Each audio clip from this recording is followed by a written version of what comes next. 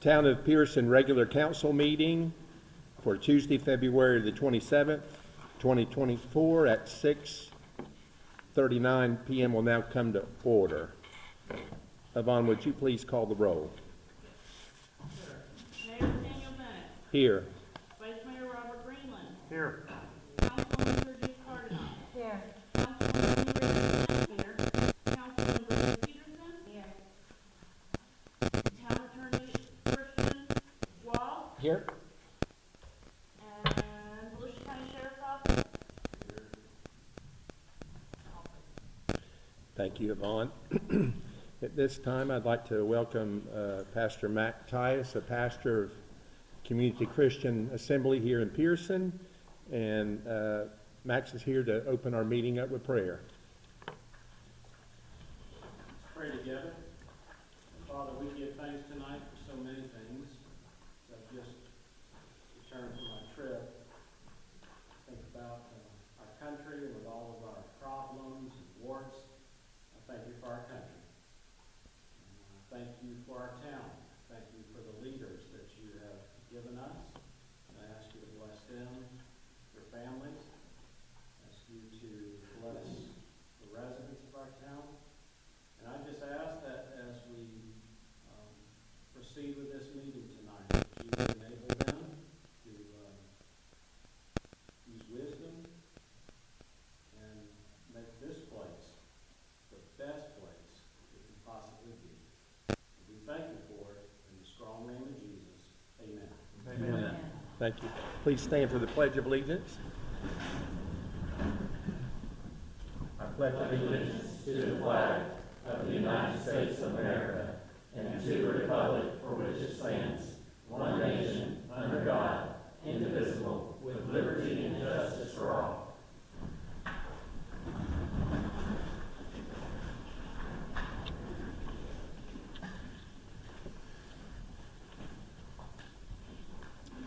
Our first order of business is item number 4, approval of minutes from our February 13th, 2024 regular meeting.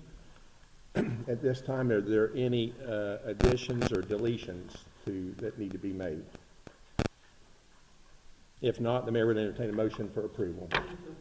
We have a motion on the floor by Councilmember Lenny Richardson for approval. Is there a second? Second. Seconded by Sergio Cardenas. Ready for the question? All those in favor say aye. Aye. All opposed? So carried. Okay. Under new business, we are fortunate and blessed to have Volusia League of Cities Ponce Inlet Mayor Lois A. Perisky. Welcome.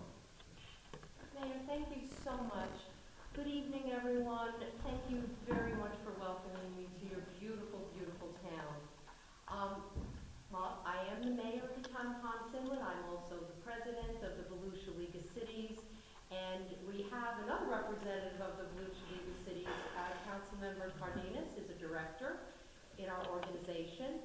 And what I'd like to speak to this evening, because I suspect that each of you have familiarity with the league, and I would like to address the role and the mission of the league. To begin, I would ask you to think back to when you decided to run for public office. It may have been because there was an initiative you wished to advance. There may have been something that was occurring in your town that you wanted to advance or stop. But whatever it was, it had to do with you communicating your ideas and being an effective advocate. And what the League of Cities is a resource to help you be the most effective advocate that you can be for your constituents at the county, the state, and the federal level. And what I'd like you to also consider is the fact that as a resource, what we offer to you are workshops. We offer many opportunities with roundtables with our legislators to meet with them. We provide, for example, appropriation process lectures and Form 6 information. We have all of that for you. Now, the League does set goals each year. And our goal is to elevate advocacy to the extent that Volusia County just becomes the premier advocates all the way up to Tallahassee. And we want to help you do that, and this is the way we do that. The League is, it meets with its business dinners once every 2 months, and we encourage you to attend. And many of you do, and we appreciate that. The Board of Directors meets, and your councilwoman is the director with us, and we have on our current Board of Directors 6 mayors, 4 commissioners, and we also have an executive director, Karen Allen. Now, what do we have on our agenda? Well, it's advocacy. That's what we have on the agenda in many, many forms. We want to elevate our advocacy. We want to create an optimum environment for all of you. This past year, we had the benefit of a mentorship program. It was wonderful. What we did is we would match seasoned elected officials with the newly elected for the purpose of providing some guidance and also helping to create our future leaders. We want to make a pathway so that people know how to move from point A to point B and move forward in their public office. And this year, the Volusia League of Cities had an incredibly strong presence in Tallahassee on Legislative Action Day. We had 23 elected officials from Volusia County, along with some managers and also with some of our staff from the different municipalities. We met with our Senators Wright and McLean and Representatives Barnby and Leak and Representative Chase Tremont. What we were able to bring to them, we were prepared. We were prepared with data that would impact their decisions on the bills that were before them, how it will impact your residents. So, for example, there was that homestead exemption bill. We came on saying, if this passes as filed, it's going to cost the town of Poncelet $230,000. Well, every town that was there, every city that was there, had that number. They also had the number, what if we do away with the local business tax? What will that cost you? If we do away with permitting our municipal utilities to fund our general revenues, how much is that going to cost? So it is our job as the elected officials to be effective advocates, and all I'm here to do is just ask that you consider participation to whatever extent you can. You are welcome, and we as an organization are only as good as its members. So I thank you. Does anyone have any questions? No? We thank Councilmember Cardenas for being there. She is a wonderful addition to our Board of Directors. So thank you for sharing her with us.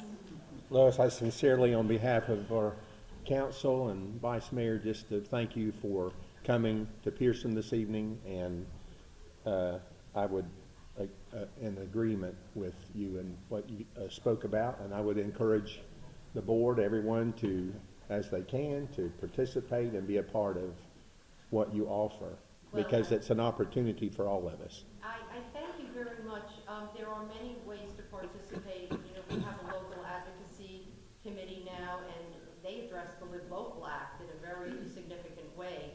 And we also always will come to your municipality if you would like us to put on a presentation of Civics 101 for your residents, so that it's a grassroots effort in the event there are bills that really could negatively impact your municipality. So thank you again, and I really appreciate coming here. You have a beautiful town, a beautiful new town center. So thank you. Thank you. Thank you. Thank you.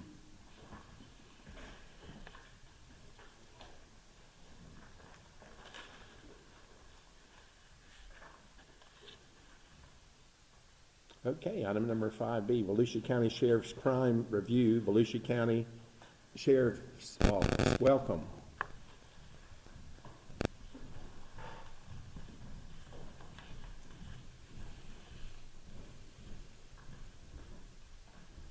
Good evening, everybody. Evening. It's good to see some familiar faces from the last time I was here. My name is Captain George Maddox. During the last quarter of last year, I was reassigned back to District 2, which covers the northwestern portion of Volusia County, which also includes the Pierson area. Yeah, that's in my head. Go. Okay. definitely not a stranger to law enforcement. I'm very familiar with the town of Pierson as well. I've been with the Volusia County Sheriff's Office for 29 years. I have over 31 years of law enforcement experience. I'm looking forward to working with each of you. Again, should you ever need anything, make sure you give me a call. Tonight, Lieutenant Roy Blanco will be coming forward to present the 2023 annual review.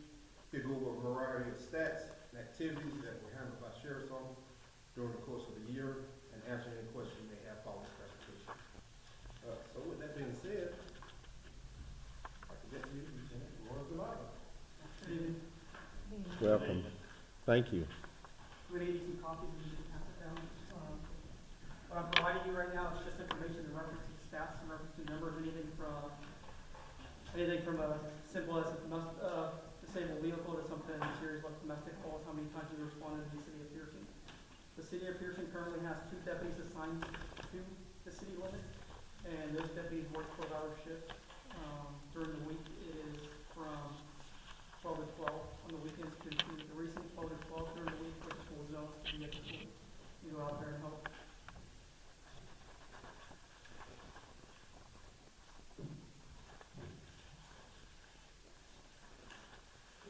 For the year of 2023, the city of Pierson, 2 deputies assigned to this city responded to 3,917 calls. Those calls range from anything as simple as somebody calling in reference to something blocking the road. So if somebody calls and a deputy responds, it counts as something. This does not include some of the medical calls. Some medical calls don't come to us, but we do respond to medical calls. If you look at the page in reference to deputy activity, it provides you information in reference to how many calls we responded. If you look at the reference to extra patrols, those extra patrols are a reference to a deputy going out to a location, checking the property, being close by, and just watching them. It is 1,842. School zones, that as well, if they're available, they go out to the school zone to check if they receive some type of call. And it just goes directly down the line in reference to suspicious incidents. For example, we got 50 calls this year. Suspicious incident is something like somebody, a resident called in, I saw somebody walking around the property, I don't know who he is, and somebody go out there and check him out. That's what it is. It may be a neighbor, it may be somebody we may know, but we do respond to it. Traffic stop, 715 traffic stops were done. Walk and talks, that means to get out with somebody and get something. Getting out with somebody could be anybody. It could be somebody who's just walking down the street, who the deputy's driving by, thinks he's suspicious of the way, and just gets out and has a conversation with him, with the purpose of trying to figure out who he is and if he belongs into the area. We did 14 warrants throughout the year, 56 disturbances that the deputies responded to, 17 complaints of narcotics, suspicious vehicle, 31, 715 traffic stops. And if you go to the next page, in reference to other activities, in reference to 911 calls, through the whole year they responded to 13. Burglar alarms, 3. Business alarms, 34. Civil complaints, in reference to neighbors not getting along or some type of civil complaint. It could be a neighbor, it could be something else. We responded to 34. 44, and civil service, 76. Civil service is reference to we go out there to serve some type of paperwork to somebody. Disabled vehicles, 8 in the city of Pierson for the whole year. Flag downs where somebody from the residents, city of Pierson flags us down and wants to talk to the deputy. 23 throughout the year. Investigations, if you're wondering what that is, that's in reference to deputy following up a certain case or going up and looking into something that he was either provided information and wants to go look into it more. 53 calls. 2 calls in reference to a lost child. Mentally ill person, 6. Motor vehicle accidents in the city of Pierson through the year, 37. Telephone calls from residents that want to talk to deputies through the whole year, 88. In total, just these basic small calls, 553 throughout the year. If we get into persons crimes, this is anything from abuse, assault, fire, batteries, domestic, fights, fraud. Batteries, 21 throughout the year. Domestic disturbances, 3. Harassing calls, 5. Shootings, 1. different types of calls to respond. When it comes to property crimes on the next page, stolen vehicles, 2. Trespassers, in reference to neighbors calling they see somebody on the property. Throughout the year, we have 20 of them. Again, these are calls that just one deputy responds, and if you need sometimes backup, the county deputy will respond and assist them.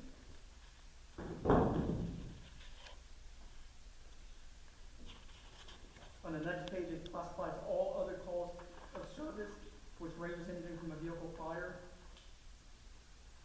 fleeing drivers, an escort being that somebody wants a deputy to come out there and help them get to the property. Just as a result of sometimes domestic, we just need somebody to go out there and talk to them. So everything's calm. In reference to the next page, in reference to arrest for the city of Pierson, battery arrest 10, burglaries 1, child abuse 1, article without a license 3, robberies 1, narcotics that result in arrest 4.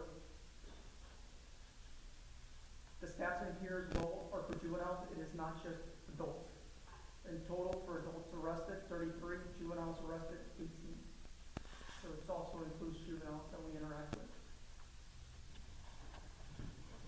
When it comes to traffic citations and warnings issued, throughout the year, citations written were 165, warnings issued 159, for a total of 324 issued throughout the year. Again, these are written warnings or an actual document, but it doesn't mean that a deputy then pull somebody over that's not here and just told them, all right, slow it down, you're on your way, and that's it. But there's no actual paperwork written. It's actually counted as a step for a written warning. When we come into noise complaints and weapons complaints for the year, noise complaints, we have 51 noise complaints. Weapons complaints, 11, for a total of 52. The way noise complaints and weapons complaints are gathered from our database is a result of phone numbers, addresses, and it's all put in together and we pull it up for the city of Pierson. That's how we pull it up. If you go to the next page, and if you're wondering where they're all coming from in reference to weapons complaints and noise complaints, 40 of these noise complaints all come from Glen Haven and West Palmetto. If you're not familiar with that area, it's the neighbors who just don't get along and always going back and forth calling on each other. We received 2 noise complaints from North Road, North Pine Street 1, Shaw Lake Road in Washington 2. And as you can see, it just goes further down, South Alicia, 1 noise complaint. Again, these are all information, data we collected as a result of it was actually called into dispatch. When it comes to weapons complaint, we received 2 from North Alicia, 3 from Lake George, and 3 from Glen Haven and Palmetto. And these calls are, although they're here, they counted as weapons complaint. The deputy could have resulted in going out there and determining, you know what, it wasn't anything, it could have been just fireworks, or we didn't locate anything to actually prove there was any type of fire on fire. Our goal pretty much for the next year is pretty much to be visible, continue interacting, be visible at the school, and answer any questions from any residents, people on call, and go from there. I know these are just numbers, but these are the numbers for the year of last year. Any of the board at this time have any questions or comments? These reports used to show whether or not there was an increase or decrease in each. Compared from the last year, from what I saw, it looked like it appeared to be a decrease. We are getting, for example, I'll give you an example. Compared to the previous year, we're getting a lot of calls from Glen Haven and Palmetto. It's just as a result of people not getting along. With Glen Haven and Palmetto, and like you said, we're all familiar there. What can we do about fixing that problem there? I can tell you- There's several of those in our area. I can tell you, we address it as much as we can and offer assistance to them and to the other areas, but as long as they want to keep living here and keep doing what they're doing, we really can't force them out. But if we know they're doing illegal activities all the time, how do we play in as residents on that? Again, call on us, let us know, but we are familiar with the residents in certain homes, and that's to give an example.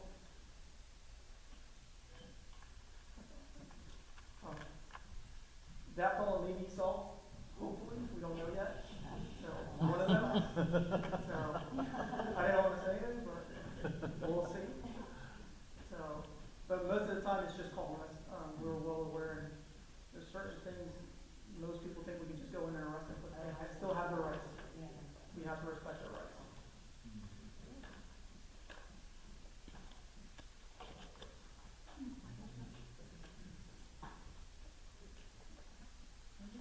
Anyone else?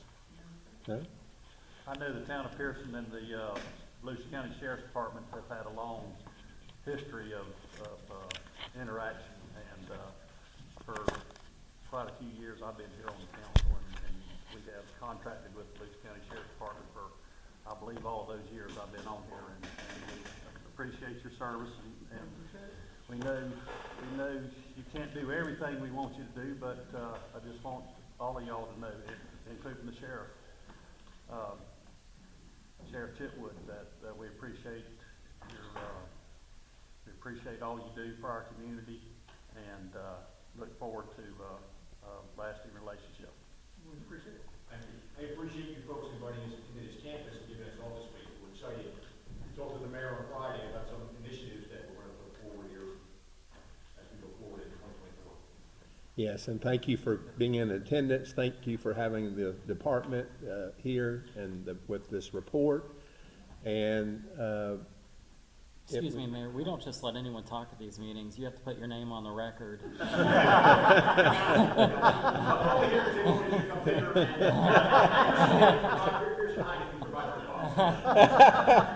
That was good, Christian. But Sheriff, we appreciate you being in attendance. We and appreciate all that you do up in the town of Pierson.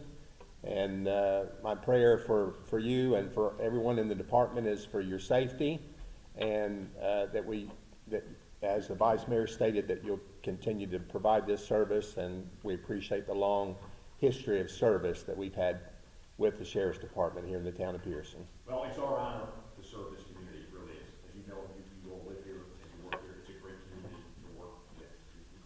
It's really a great relationship. Thank you for saying that, Mr. Mayor. Thank you. Thank you.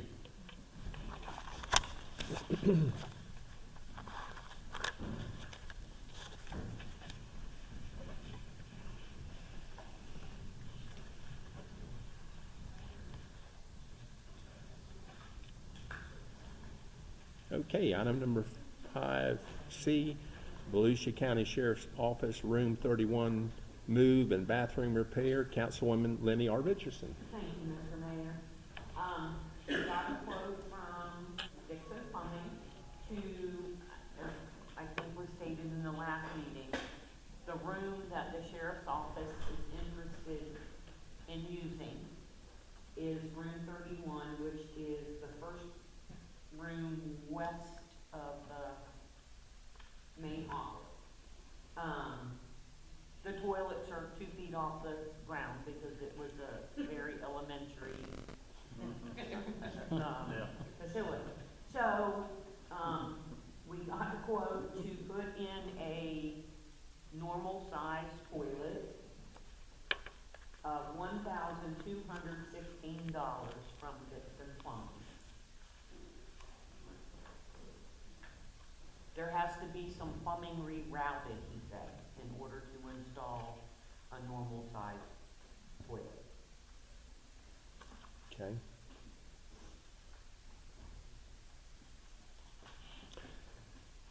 Is there anything else, Lenny? No, sir? No? With this an agenda item, Christian, Volusia County Sheriff's Office room, it would be in order to discuss anything related to the room that we're going to be providing? I guess it depends on how far afield you're talking about. Well, I'll just start, and you can correct me or stop me. I'll jump in front of you if it's Okay. illegal. As Councilwoman Lenny Richardson stated, the Sheriff Department had an interest in this room that Lenny just brought forth.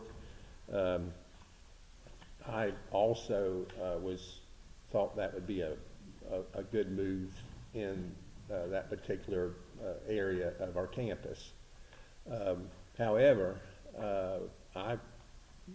in the last few days, I've had conversations with the sheriff and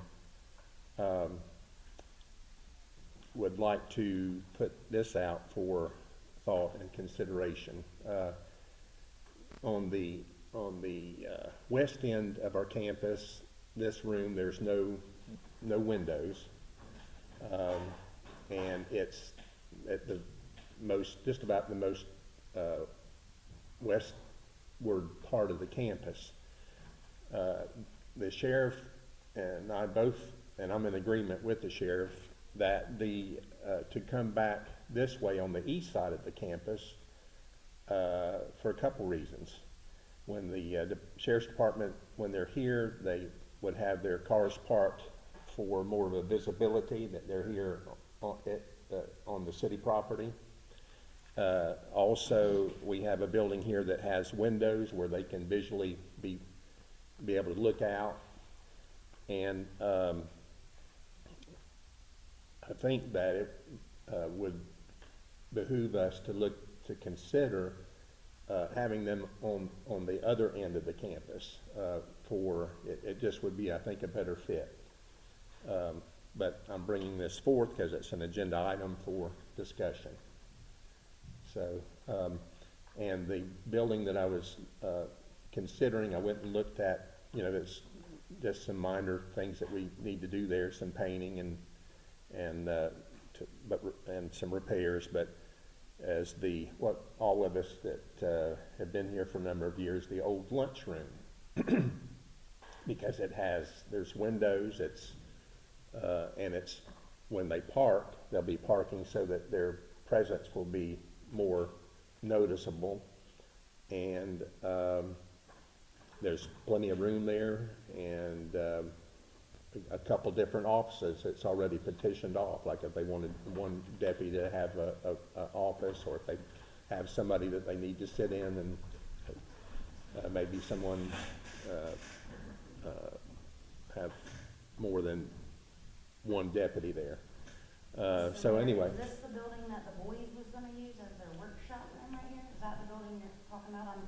Well, it's a large, it's the one right here. yeah, it's the old lunchroom. Right. Yeah. Now, that still could be a part of used, because it's a lot of, they don't need the whole building, and we could fix it where that area of the back could be locked off, and still utilize the front part of the building. And it just would be, their presence would be more, the community would see that it'd be more noticeable. And so anyway, the sheriff thought it was good, and as mayor, I'm in agreement with the sheriff, but I'm sure that the sheriff's department, Sheriff Chipwood, they would be appreciative to whatever we provide to them. So this is I'm just putting that out there as mayor, but this is a board decision. And I would just point out that, Mayor, I think that's relevant for discussion purposes on whether or not you approve as a town council this item, but the decision on where it goes, it's not noticed. Okay, so we'll maybe put that down as another. If you want to. Okay. So that's not something that we would just do collectively in-house as. Sounds like it's a board decision. Board decision, yes. But if you guys did decide that that's something you were interested in, then you may not want to approve a quote for room 31. I don't know. Right. Okay, so I've shared what I've with you, and my conversation with the sheriff. The floor is open for what your thoughts are. So should we table this? It sounds like there's more discussion that y'all need to have. I think it would probably be a better idea. They would definitely be more noticeable if they were parked on the east side of the building than they were here on the west side. Does that building have a bathroom? That was my next question. Yeah. Does that building have a bathroom in it? It, It does. It does not? I honestly, It's Mr. Alapo's room, right? That's the. does not have a bathroom? Why don't we table it unless, Okay. Yeah, cause I mean- I thought that Mr. Galarza had came up here and picked this 31 room, that's why we were kind of moving towards that, because they agreed that's where they wanted. I mean, maybe you and Mr. Chip would meet and talk about the other, or We have talked about it, Yeah. and in response to that, as mayor, I had even said for a couple years that that would be a good area, that room. But then I was thinking of just what I shared about being more,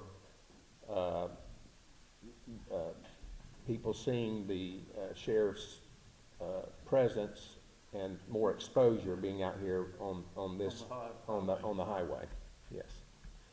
Well, I see your point of view as well. One of the things we wanted our room was because it had a bathroom, and I wasn't aware that there was rooms out here that we could actually take. We kind of wanted a restroom for the reason that now we're separate from everybody, we want to come in and out, in and out. And one of the goals of us was also, if we had the ability to get that room, or whichever, again, we're appreciative of whatever we get. One of the goals was to actually make it like a little actual substation where there is a deputy there certain times of the hour where the residents actually know there's a deputy there, they'll know when to come over. We actually have an actual office in there and a restroom for somebody to use. But just one doesn't have any bathroom in there, I guess. We'll have to, we'll look at all what you've talked about, and, as the vice mayor stated, we can, table this and then come back, also as our legal counsel stated. But you do want bathroom.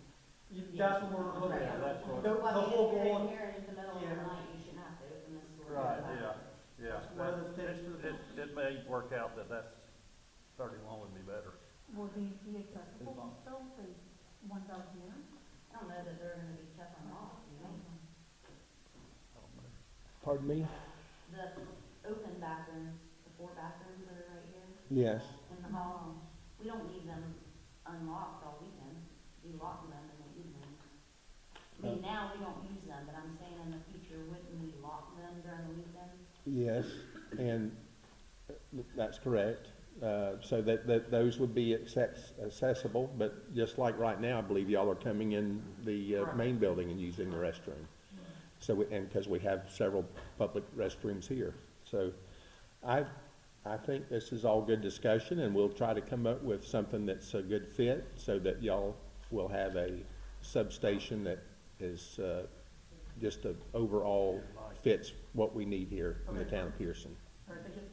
Okay, thank you. Mayor would entertain a motion to table this until our next regular meeting. Move the table item 5C until our next scheduled meeting. Okay, we have a motion on the floor by Councilmember Lenny Richardson to table item 5C. Is there a second? Second.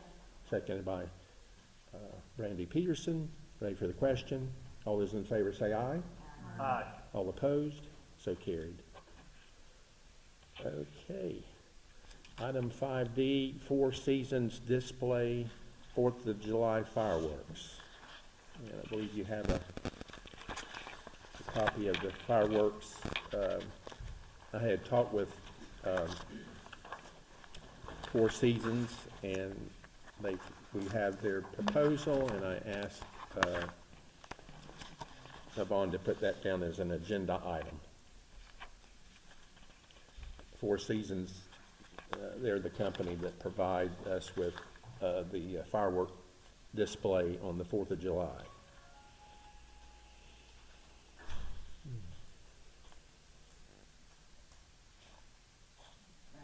Was it 7,500 last year?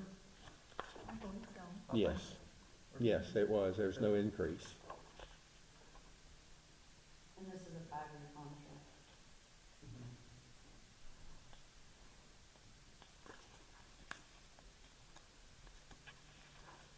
Yes, it is.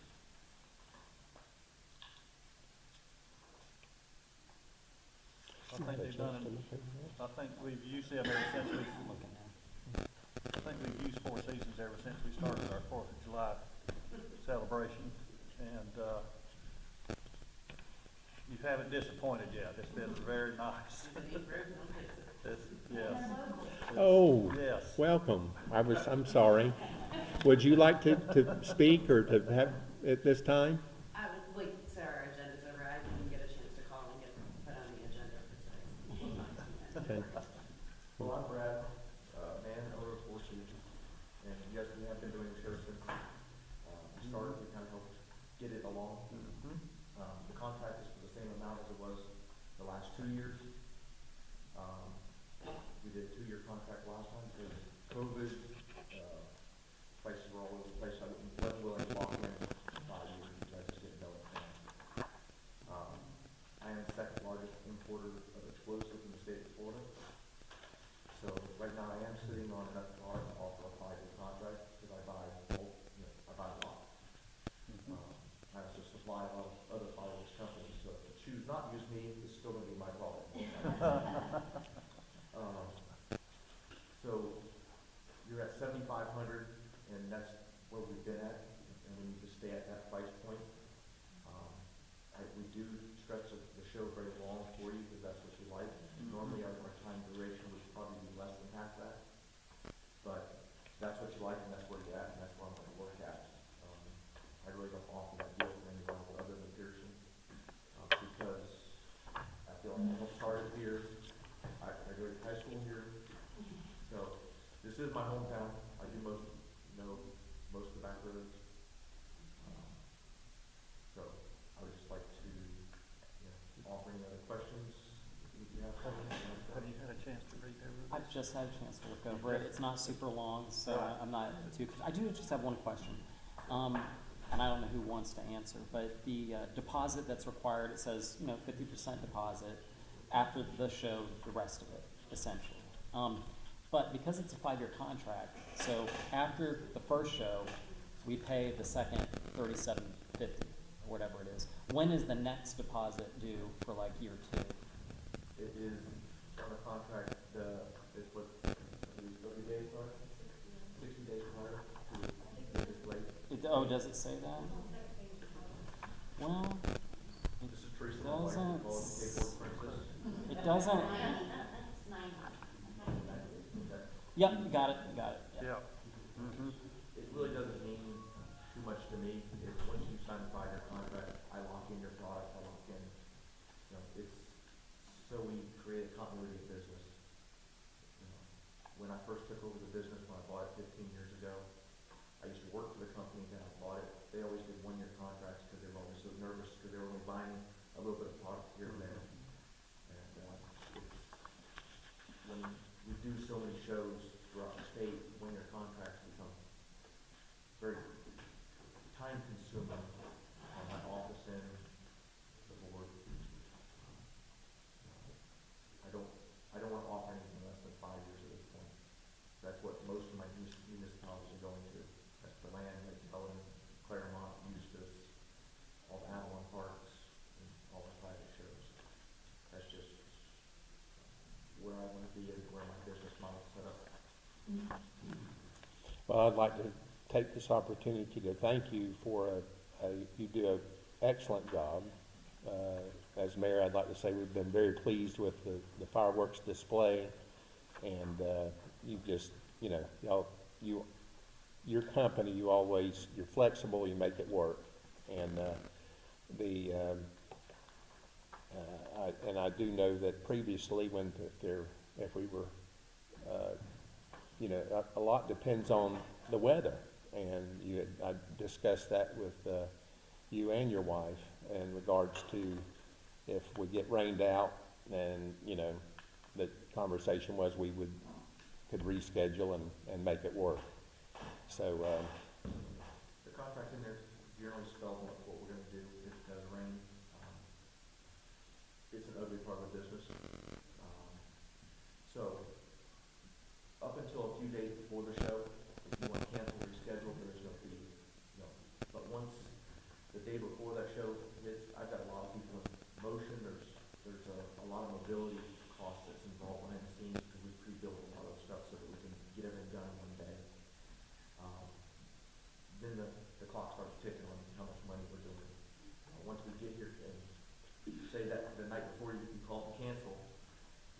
assess how much time I've got into it, and I offer it back to you. I said we can reschedule on the next night, following night, whatever date we pre-set up for X amount of dollars. It's usually just it's not even materials, it's just a time. Once it becomes the day of, and we're actually in motion and all that, the price starts going up a lot. Because I'm paying my people already, they're paid by the day, they're not paid by the hour. So it doesn't matter if it's from 6 hours to set up or 12 hours to set up, it's the same flat fee, and that's what I offer you, and that's what they know they're getting into, my employees. Thank you. Christian, my question is, with this 5-year contract, if we approve this evening, and I don't foresee this happening, but you have to think of the worst-case scenario. If we, for whatever reason, or maybe at the 3rd year, we're not able to do a fireworks display, then are we financially bound by this, that we have to pay? Yes. No, you're not. If you read the contract, I give you an out. You Well, just have to give what me it says, 90-day what it notice says that you here, want to sustain from your contract until the previous year. My contract basically locks me into doing the show and nothing else. So if you don't have the money, where is that? Will be given the if for any reason the fireworks show is canceled by the town, Four Seasons Display will be given the opportunity to reschedule the show for a future date. I think it says we'll waive the terms of the contract Okay. in the event that the town of Pierson is unable to budget or. Oh, okay, I don't see that. so Back, for any reason the town doesn't want the show, can't have the show, COVID, money, hurricane gonna hit, whatever, I give you an out.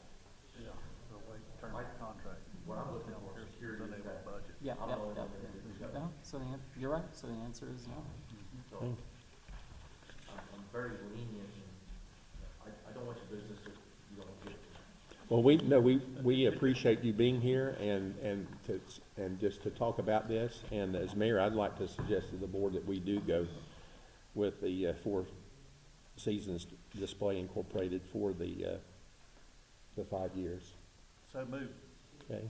We have a motion on the floor by our Vice Mayor, Robert F. Greenland, to go with Four Seasons Display Incorporated for a term of 5 years. And do we have a second? Seconded by Councilmember Lenny Richardson. Ready for the question? All those in favor say aye. Aye. All opposed? So carried. Thank you, sir. Thank you. Thank you. Okay. Mr. Mayor? Yes. We're on the 4th of July fireworks thing. We agreed to have a workshop in March, so we probably need to schedule when we can do that. Okay. Thank you. Thank you again. Thank you. Thank you. Good night. Appreciate you coming. Thank you. Thank you both.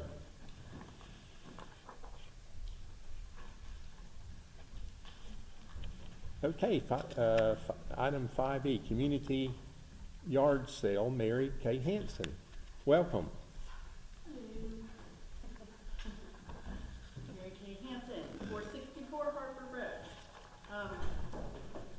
So, I would like to propose a community yard sale for the town of Pierson.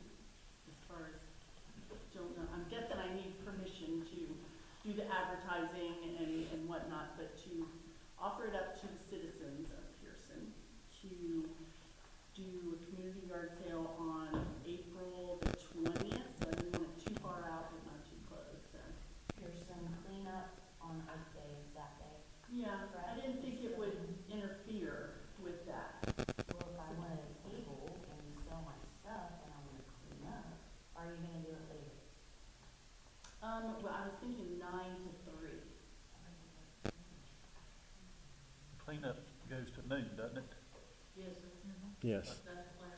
Right. We looked at the calendar and it was like the only time that the ball field was open. Well, that was my next question, where are you asking to do it? Well, you could actually do it at your house if you wanted to. So, I mean, have a garage sale, have a yard sale at your house. Or I was gonna reach out to the local churches, Pastor Max's church, and see if we could use the field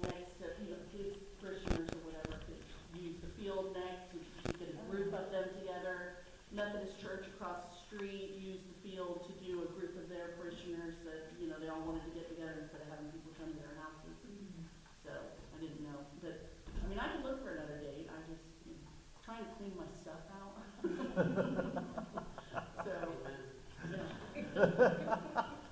yeah. And we came up with this date before we knew anything about Earth Day, Yeah. Cleanup Day. I just didn't get it on the, Yeah. So you want to have multiple locations? You just yeah, want to have and just a community yard yeah, sale, like, right? you know, we could do up there at the ball field, you know, on the corner where people love to set up their tents and tables. Well, that's private. Churches. You will get permission to Oh, do okay, that. okay. Just Well, letting you know that. Well, so it's the church properties too, so I mean, I'd reach out to them and what, That's irrelevant. but that's it. So if I need to look for a different date, I can do that, I don't want to interfere. No, we don't mind you guys from this one area, or maybe get some more people from out that one. Right. Yeah, maybe good to have the same thing. Yeah, and it'll bring more people into town, say from DeLand, Crescent City, you know, and help businesses go to Seymour Peppers, whatever.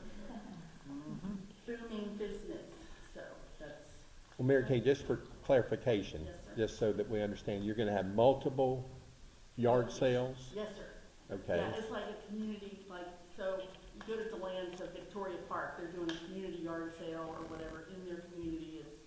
They let everybody know, you don't have to participate, right. but if you want to, it's gonna be on this day, and we're gonna try and advertise to bring people in from different towns, so Okay. it's not just, you know, the town of Pierson. And are some of the yard sales gonna be, it'll be some on town property and some that are not on town property? Yeah, you can do it at your house if you like, you Okay. know, just, you know, you're gonna have to do your signs and whatnot. And then, you can do it at the church properties, that's what I was reaching out to, I was gonna do like the town. Right, so, So I didn't want the liability to Well, be we on the talked church, about on the town. the park, maybe have it in that open area when we had one, what was it, 5, 6 years ago? Because I know I helped Carmen on that one. I don't think she's looking to do that, from what you've No, shared. I was just like, you know, community yard sale. I guess my question is just, what are you asking the town to approve? Yeah. Like, what do you want from the town? Letting me know that I can do it and I wanna advertise it, I guess. I don't know what I'm asking you. They told me I needed to bring it to the council. Do we need to have a permit to do it? Yeah, I don't, that's what I was wondering too, because some towns require a permit In for Ormond, yard I sale. got to have a permit to have one in my driveway, but since I moved out here, I don't know if that's. I'm not familiar I don't with think Pierson so. having a We yard don't- sale. I don't think. I don't believe you need I to, don't believe you need. you're good to go, Mary Kay. Yeah. Yes, Yeah, you're good. you're good to go. Very Max?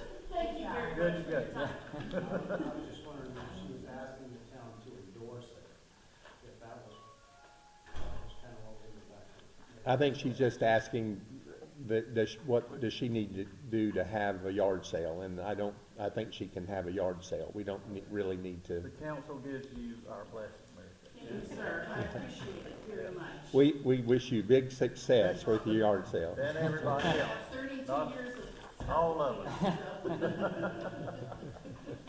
And you get rid of lots of stuff.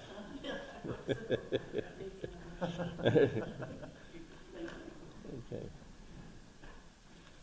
Okay, item number 5F, the Volusia County School Board Water Leak Forgiveness Request.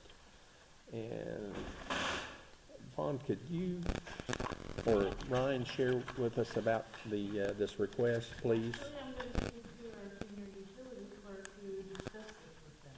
Okay, And so they had a bad leak, and I think it was sprinklers, they said. Anyway, they were hoping, they went ahead and paid the bill, even though it was over 2,000.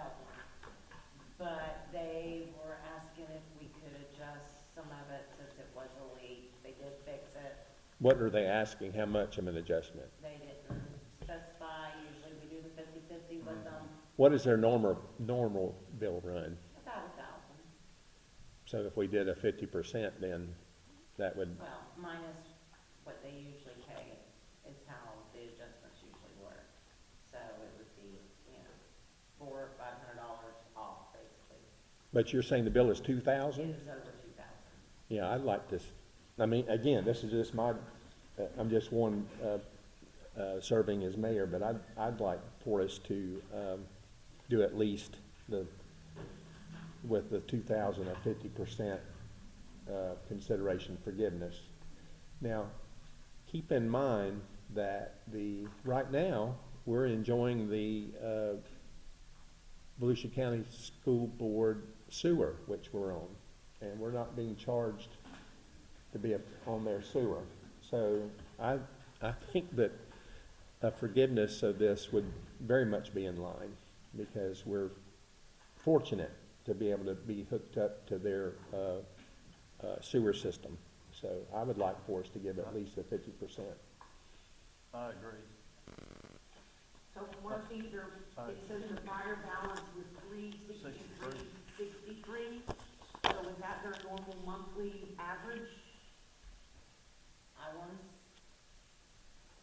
maybe, I thought it was like usually 800 for them.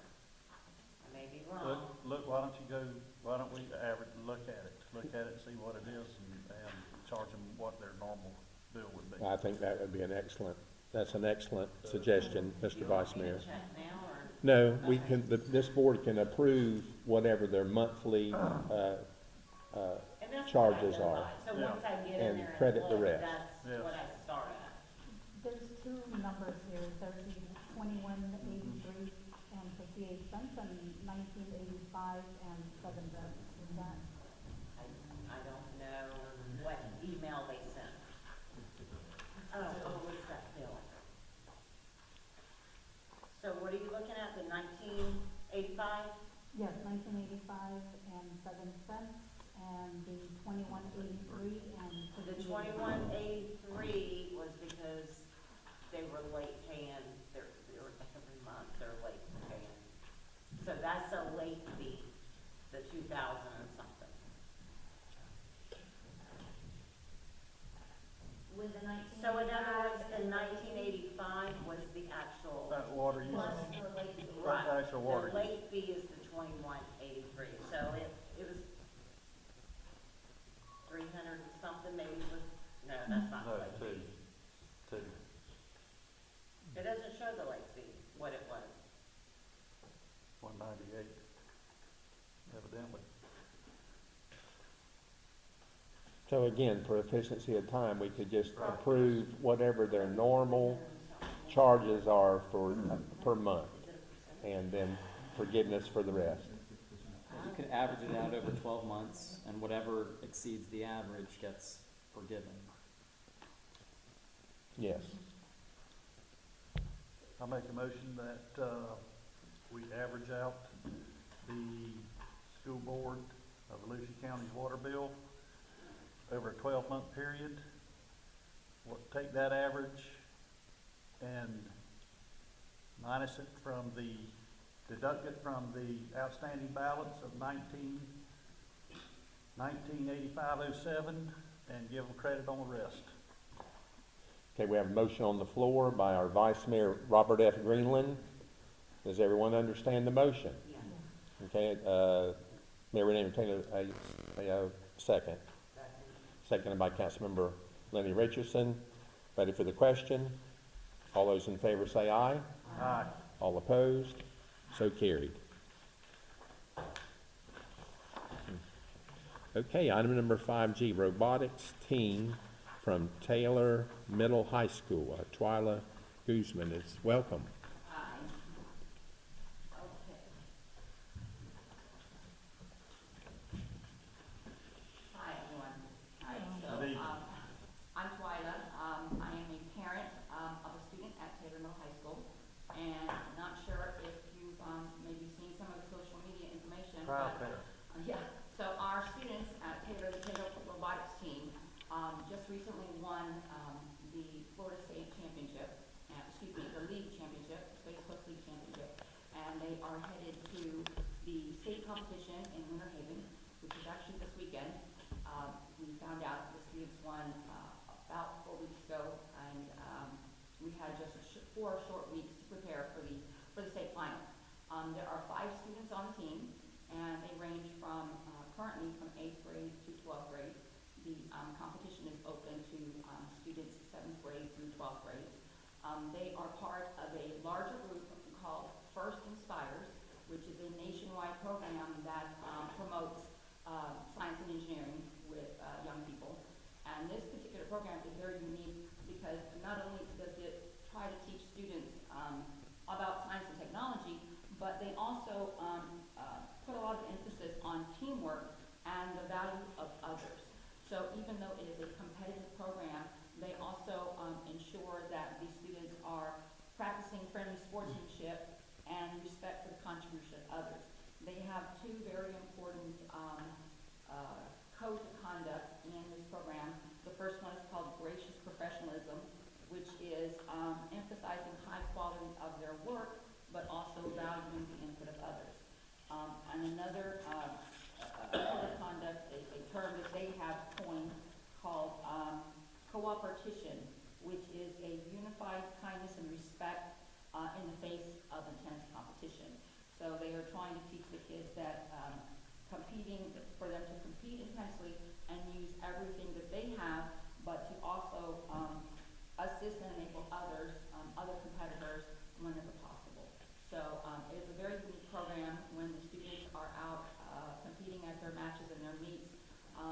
There are, first of all, they're in Space Coast League, and that covers Brevard, Volusia, Seminole, and Indian River counties. And so the kids, from the start of our program in October, or start of the season in October, all the way through till, till February, January, February, into the season, they travel anywhere from, I think our most northern was Flagler area, all the way down to Palm Bay and I can't think of the name of it, Rockledge.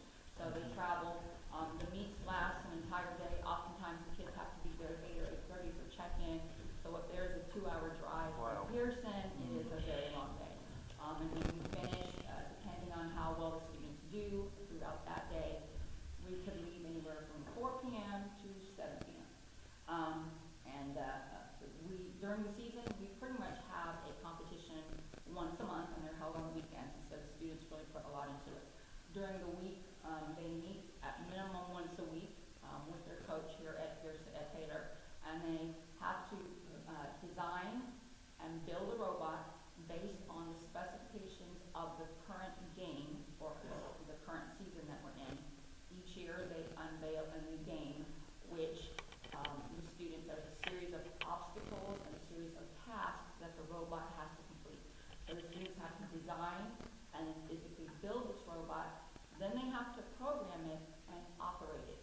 And it requires 2 separate controllers and 2 separate drivers to operate the robot at the same time to complete all of the tasks that are put in the game that they're trying to accomplish.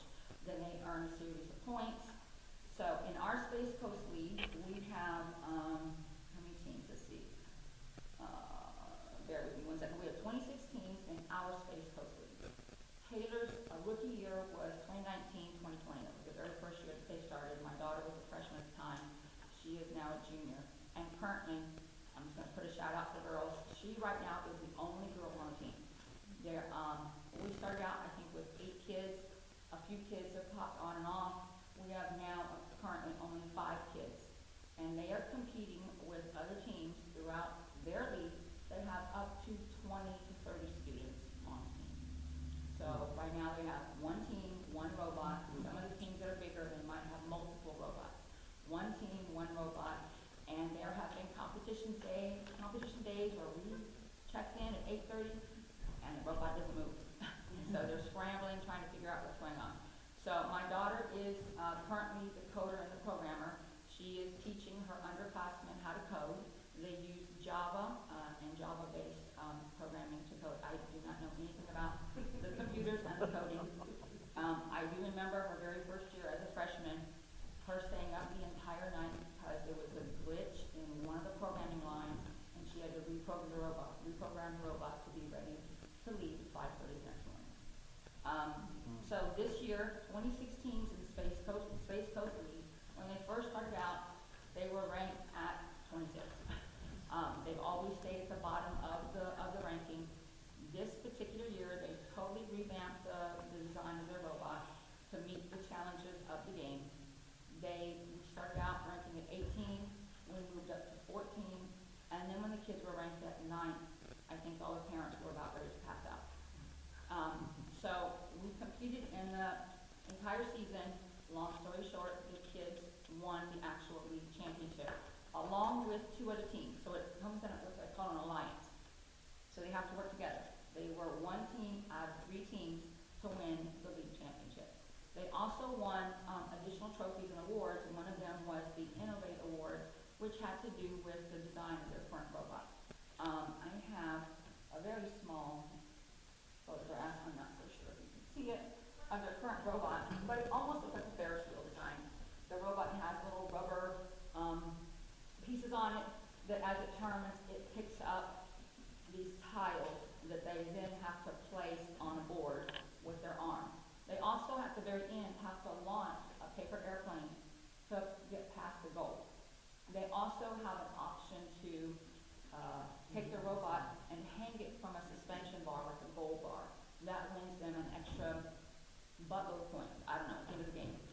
When they were able to complete that task, not only did they hang for the 15 seconds required, they actually had their robot do pull-ups. Wow. Yeah, really cool.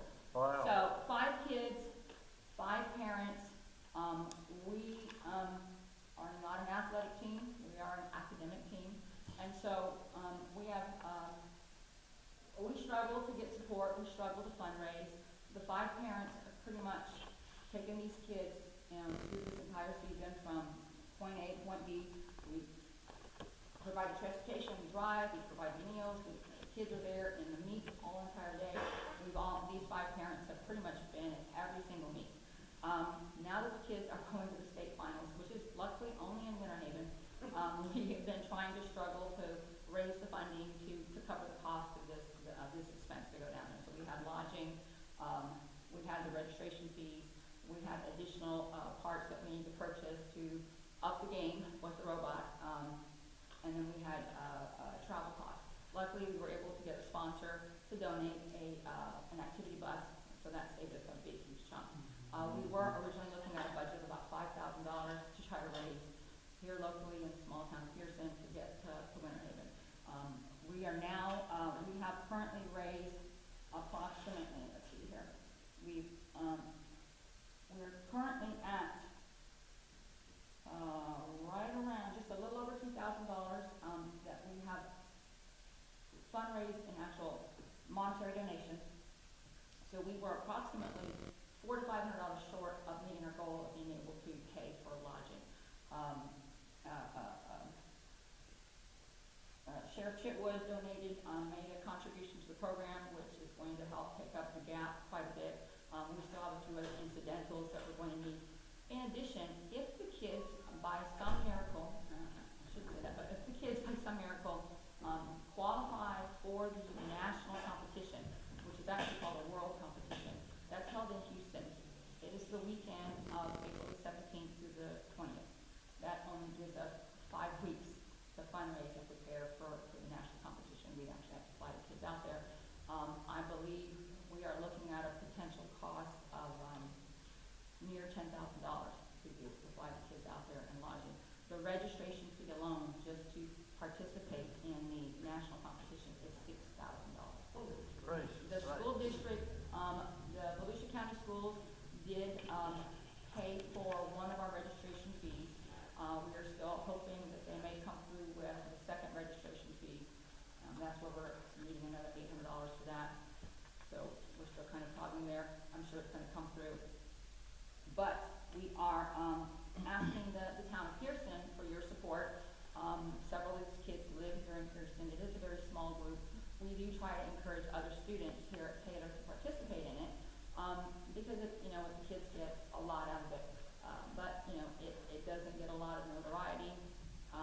And us 5 parents, we are exhausted and exhausted trying to, not only support our kids, but get out there and raise the awareness and the excitement for these kids. We're all excited. We'd like to see the town be excited. They haven't been able to put any banners up at the school to announce their awards. They won 2 trophies plus the league championship. I shouldn't say they haven't been able to. It just has not fallen into the challenge for us to be able to do that. They get discouraged. They hear the announcements for the softball team and everything else, and they don't hear their announcements on the overhead speakers. So it gets a little discouraging. So we are really trying hard. This year we tried saving some funds we were looking for sponsors to have our team t-shirts made. We all have to have, the kids have to have the same t-shirt. This year, we tried to get, creative, and all the kids came out one weekend, and we tie-dyed a bunch of t-shirts, and then we had them printed. So these are the ones we've used all season. We did get a donor to, make, 10 t-shirts for us, for the state. So we have some really nice, crisp-looking t-shirts.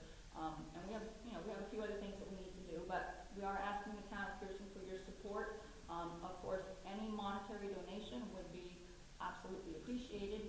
And of course, if the kids make it to the next stage, then I might be back here again next month. But, Mayor Chitwood, Sheriff Chitwood did help, bridge that gap a little bit. So, we're looking at a potential of anywhere from $200 to $400, but we might still be short if, the other registration fee does not come through from the school district. So I am here to ask the council for any monetary support that you feel would help to raise these kids up. Well, thank you for that presentation. Thank you for coming to If you have any tonight's questions meeting. about it, I'm happy to answer. And it looks like a great program. Wish you Oh, and I big apologize to the success. Hope you students. go all the way to the state, and it's just a big success. It is a very big success for these kids. So thank And I you. apologize that they're not here. They're actually over at the high school. They have a mandatory video interview that they had to conduct with the organization group FTC. So they're all still sitting at the high school, waiting for me to come back to find out what the results are. Okay, thank you. You've heard the presentation. The floor is open for discussion. What the board would like to do at this time to help the robotics team at Taylor High School. I think what the kids are doing in this competition is something that us sitting here never had the opportunity to do, and it just goes to show that, you don't have to go to 3,000 student school to have ingenuity and the drive to create something. And, I know we are tight on our money, but as far as I'm concerned, I believe that the town could and should give them a monetary donation of $500 to participate in this state tournament. And I'll put that in the form of a motion. Okay, we have a motion on the floor by our Vice Mayor, Robert F. Greenland, to make a $500 donation to the robotics team from Taylor High School. Is there a second? Second. Seconded by Brandy Pierson. Ready for the question? All those in favor say aye. Aye. All opposed? So carried. Thank you so much. We greatly appreciate it. Yes. Thank you very much. Good We luck. wish, Definitely let me know how we turn out. we wish you the best, and thank you for coming. Okay, item number 5H. Grime Stoppers quote, room 31, Councilwoman Brandy Pierson. If we're going to table the other room 31, we can table this too, but this is just the one-time clean for that room of $239.63. So, Just the one-time clean, we got a quote on for that room 31. okay, so are you making a motion to table it then until our next regular council meeting? Yes. Yeah. And the others tabled. Okay, we have a motion on the floor by Councilwoman Brandy Peterson to table Grime Stoppers quote for room 31. Is there a second? Seconded by Lenny Richardson. Ready for the question? All those in favor say aye. Aye. All opposed? So carried. 5I, tractor repair from Rusty Peterson, Councilwoman Lenny R. Richardson. Yes, at the last meeting, we, touched on this and it had to be an agenda item. The quote from Rusty Peterson Diesel Services to repair the tractor for $3,175.02. Okay.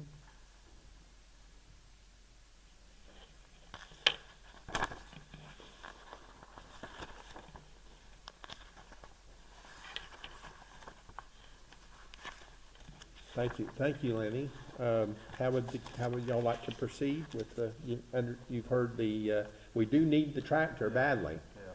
So we have a quote here to get the tractor up and going.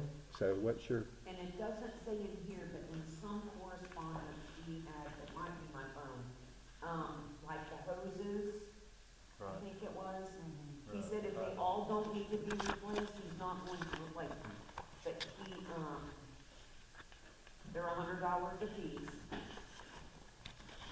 It says up to 8, so Yeah. if he doesn't need to do it. Correct, yeah. he will not. Yeah.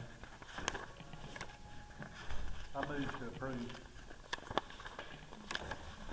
Rusty Peterson Diesel Service in, repairing the town tractor for a price of $31.75 up to $31.75 okay, we have a motion on the floor by our Vice Mayor, Robert F. Greenland, to approve the tractor repair by Rusty Peterson Tractor or Diesel Mechanic for the amount of $3,175.02. Is there a second? Second by Councilwoman Brandy. I'm sorry, was that you, Lenny? Seconded by Councilwoman Lenny Richardson. Ready for the question? All those in favor say aye. Aye. All opposed? So carried. Okay, item number 5J, Form 6, compliance and discussion. Councilwoman Lenny R. Richardson. Thank you, Mr. Mayor. I don't know if the board has had time to look into the requirements, pertaining to Form 6, that has to be turned in by July. I've been shocked at the research and what I've been hearing. Have y'all looked at this at all? I did, I've looked at it, and I've also discussed it with Christian, and I discussed it with the mayor of Ponce Inlet. They're looking at what their options are. They've already had a couple board members, she said, that resigned. So, I just think it's one of the most invasive things I've ever seen. The only thing that I have found is you can file a confidentiality form request or something prior to submitting your information. But Bobby, they want to know your household items value. I haven't read it, but Oh, it's super safe. what, and the law, there's a group that are filing suit, and they are stating that this violates the Florida Constitution, don't they, I believe? They do allege that. Yeah, so thank you for putting that down as an agenda item, Lenny. so Who is Christian, what do we mandating this do? Form 6 compliance, Well, Christian? so here's the deal. The Florida legislature passed and the governor signed a new disclosure.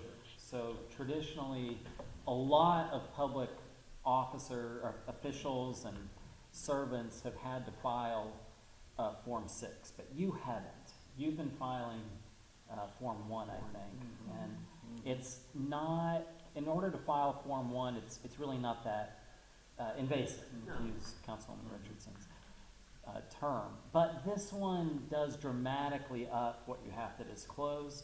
You know, all your assets over a certain amount really do need to be disclosed. And that's why, for example, I've always known everything the governor owns because he's been filing Form 6s. They're public. But now the legislature wants you to do it. They want all municipal officials and mayors to do it as well. And it passed overwhelmingly in the legislature. There is a real movement, mostly out of South Florida, to challenge it. The law firm leading the charge is Weiss Serota, which does a lot of work with the Florida League of Cities,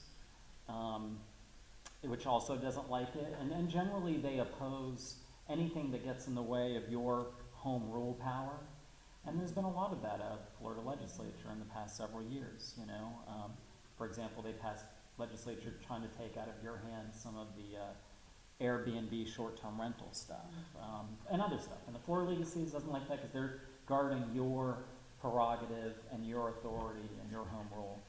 And Weiss, they represent like 30 cities. So they've gotten a lot of them on board. The only thing I'll say about the litigation, just as your lawyer, is I don't see the benefit to you to joining and paying them $10,000 just because they've already got a bunch of folks. Whether you join or not, it's going. And the court is going to make a decision one way or the other, and I can't see how it'll make a difference for you, except paying them $10,000. That said, it's up to you how you want to handle. I mean, you could pass a resolution in support of the litigation, or even oppose. I don't know what that accomplishes either, but you could at least go on record about it. That's all I really have to say. I don't know what its chances are of, I mean, candidly, I don't think it has a good chance of succeeding. And the reason is, it's so many other officials already have to do it. So I'm skeptical that it's unconstitutional from a state constitution perspective. But that's not really the point. I mean, I don't like it. I don't really get the point of it myself. So on a personal level, I don't see why they have to do it. Yeah. To some degree, I can see, my husband has a paving company. Yeah. And I own Right. 10% stock. It is designed to address that. I get Yeah, that, yeah, yeah. I get that, but, I mean, it's Yeah, it's bad, yeah. very invasive. It's amazing. And a lot of people have actually resigned over it. Yeah. I mean, in my mind, a surprising amount, and I think that is gonna force the legislature to take a look at it. I don't know whether, I don't know whether they'll back down or not. I've talked to some friends of mine in the legislature, and they're not high enough to know. They're nuanced, so. We should probably definitely sign the confidentiality, form. Yeah, I mean, if you have any file. concerns, and I can help you figure that, navigate that if you need, but, or if you already have access, I have share not, I it. just said. Okay, yeah. Contact, you know, that there is a confidentiality form available, and you have to file it prior to this. But there's no, I'll look into it. I just don't know that there's any guarantee that's going to happen. It might. I don't know. So I can look into it. I think it's a good idea to have it on the agenda because y'all have to know, all of you are going to have to, by July 1st, disclose all that stuff. And I think there's a $25 fine There is a Every fine. day. There's a coercive fine. if you don't. Correct.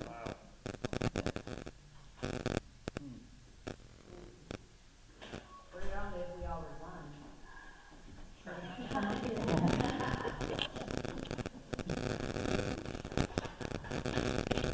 Any other discussion? But Christian, if you would look into that confidentiality, agreement in the form of that, would be useful. Okay, will do.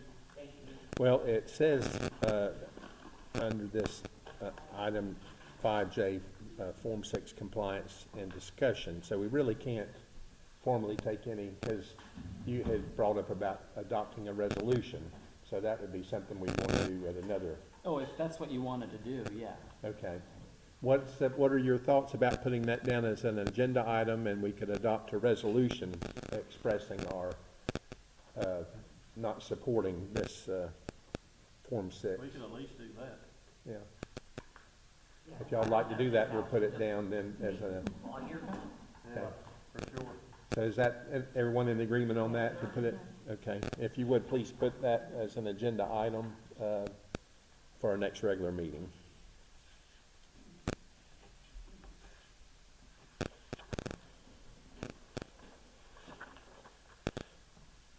Okay, item number 5K, and if you would correct that it's 5K, it's resolution 2024-10. And you have a copy of this resolution, and before I'll ask Christian to read the resolution, just to give a little history on this. This board has collectively joined and voted all in agreement to send a resolution to DOT in the Tallahassee requesting the four-laning of 17. You know, for those of us that have lived here our whole life, you know, I can remember, you know, you'd meet just maybe one or two cars on 17, and now it's just entirely too much traffic for a little two-lane road. It's not safe, and this is something that this board has done for collectively every few years to send the state this resolution asking their consideration for four-laning. And it, so we're hopeful that this can, one day that we can see this become a reality. I do know that they're going to be working, you know, we all see the improvements they're doing there in DeLeon Springs. I've been told that they have it approved from DeLeon to Barberville. So we're just, as a town, we're asking for them to keep coming further north. So, but so Christian, Yes. if you would please read the resolution 2014-10. A resolution of the Town of Pierson by the Pierson Town Council and by the Mayor requesting the State of Florida DOT Department of Transportation to four-lane U.S. Highway 17 from Barberville north to the end of the Town of Pierson limits and continue north to Seville, Florida, providing for conflict severability and effective date.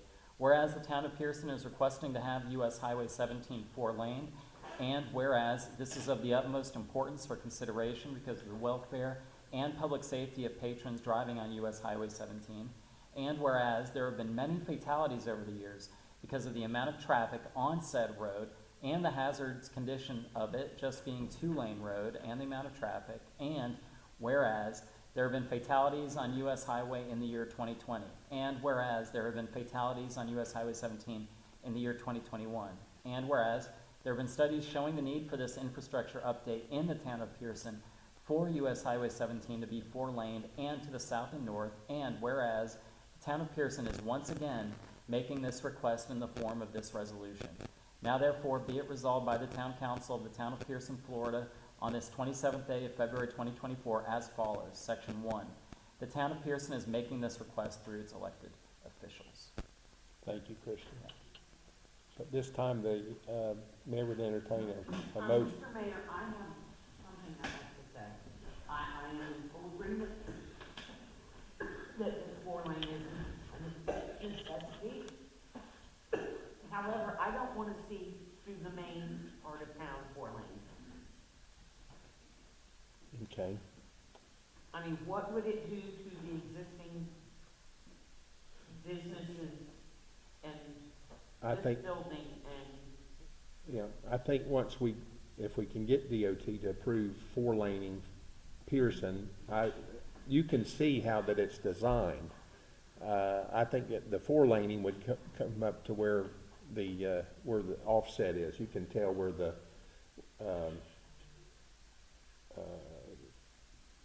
on the north end and the south end, there's areas where you can do a four-lane, and then just like given a classic example, DeLand, downtown DeLand, you have the two lanes, but then when you get out, then it's four lanes. So that could be, you know, once they get in, we get approval for four-laning, we can. I'm for what you just said. So we could include that, put that in the resolution that not give a certain area, as you're saying, and I'm in agreement with that too, to not four-lane right through this area, kind of like DeLand did. So You could move to approve it subject to that change. Yeah. Okay. So with that, I would ask the board's consideration to approve resolution 2024-10. I move to approve resolution 2021-10. 24, with changes regarding the four-lane, not occurring through the heart of town. Okay, we have a motion on the floor by Councilwoman Lenny Richardson to approve Resolution 2024-10, and for this resolution to reflect that we do not want the area of the, to be laid out, and we can make this addition to the resolution of the But the heart of town. The heart of won't town. be four-lane. won't be four-laned. Second. Is there a second? Seconded by our Vice Mayor Robert F. Greenland. Ready for the question. Vaughn, if you would, please give a roll call vote. Councilwoman Brenda Peterson, Yes. Councilwoman Lenny Richardson, Yes. Councilwoman Georgia Cardinal, Yes. Vice Mayor Robert Greenland, Yes. Mayor Samuel Bennett. Yes. So carried. Thank you, everyone.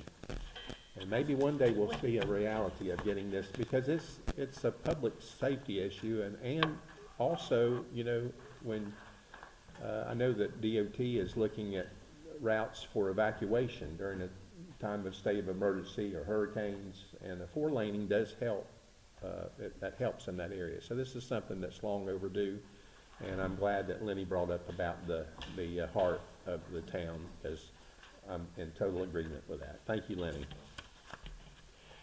Okay.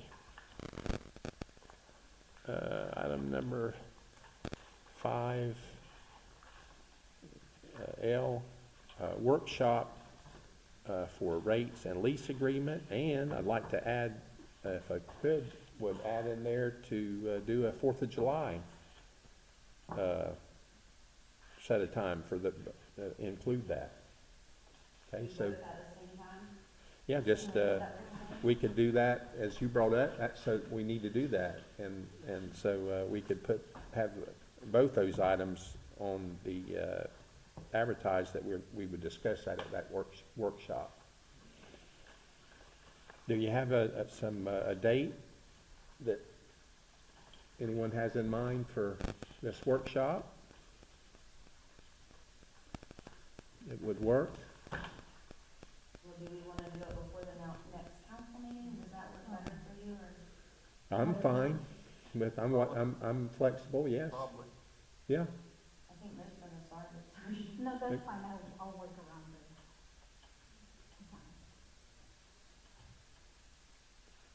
So we just want to do it, but The afternoon is better, yeah. how about if we do it on a,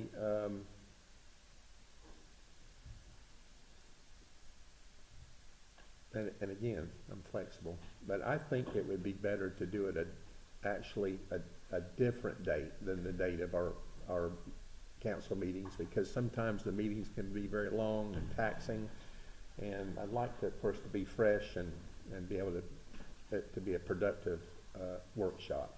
So I'd like to see have it on a different date. It's a Monday or Thursday? Well, are we trying to do this before our next meeting? Because, I mean, we got lots of people waiting on us here. Yeah. So whatever you'd like, whatever date. And we have, we're doing ethics training next Friday. I mean, if you can go Tuesday to Tuesday. Next Friday, we have the ethics thing. Is there a day next week? What about Tuesday? What, Monday or Thursday? How about Monday? Monday or Thursday? Is Monday okay? Monday the fourth? Monday's fine. Okay, Monday at what time? 4 6:30? Yeah. 4. 4 o'clock, Monday at 4, okay?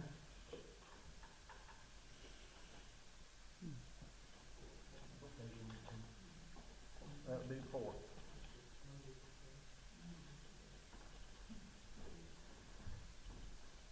That is the 4. 4 o'clock. PM. Okay, item number 5. Yes. Yes. If there's no objection, I'm gonna forego with the agenda and move, the 6A under old business, Beth Harper Rental, New Town Center. Yes. Welcome. Thank you for being so patient. Thank you for entertaining this idea.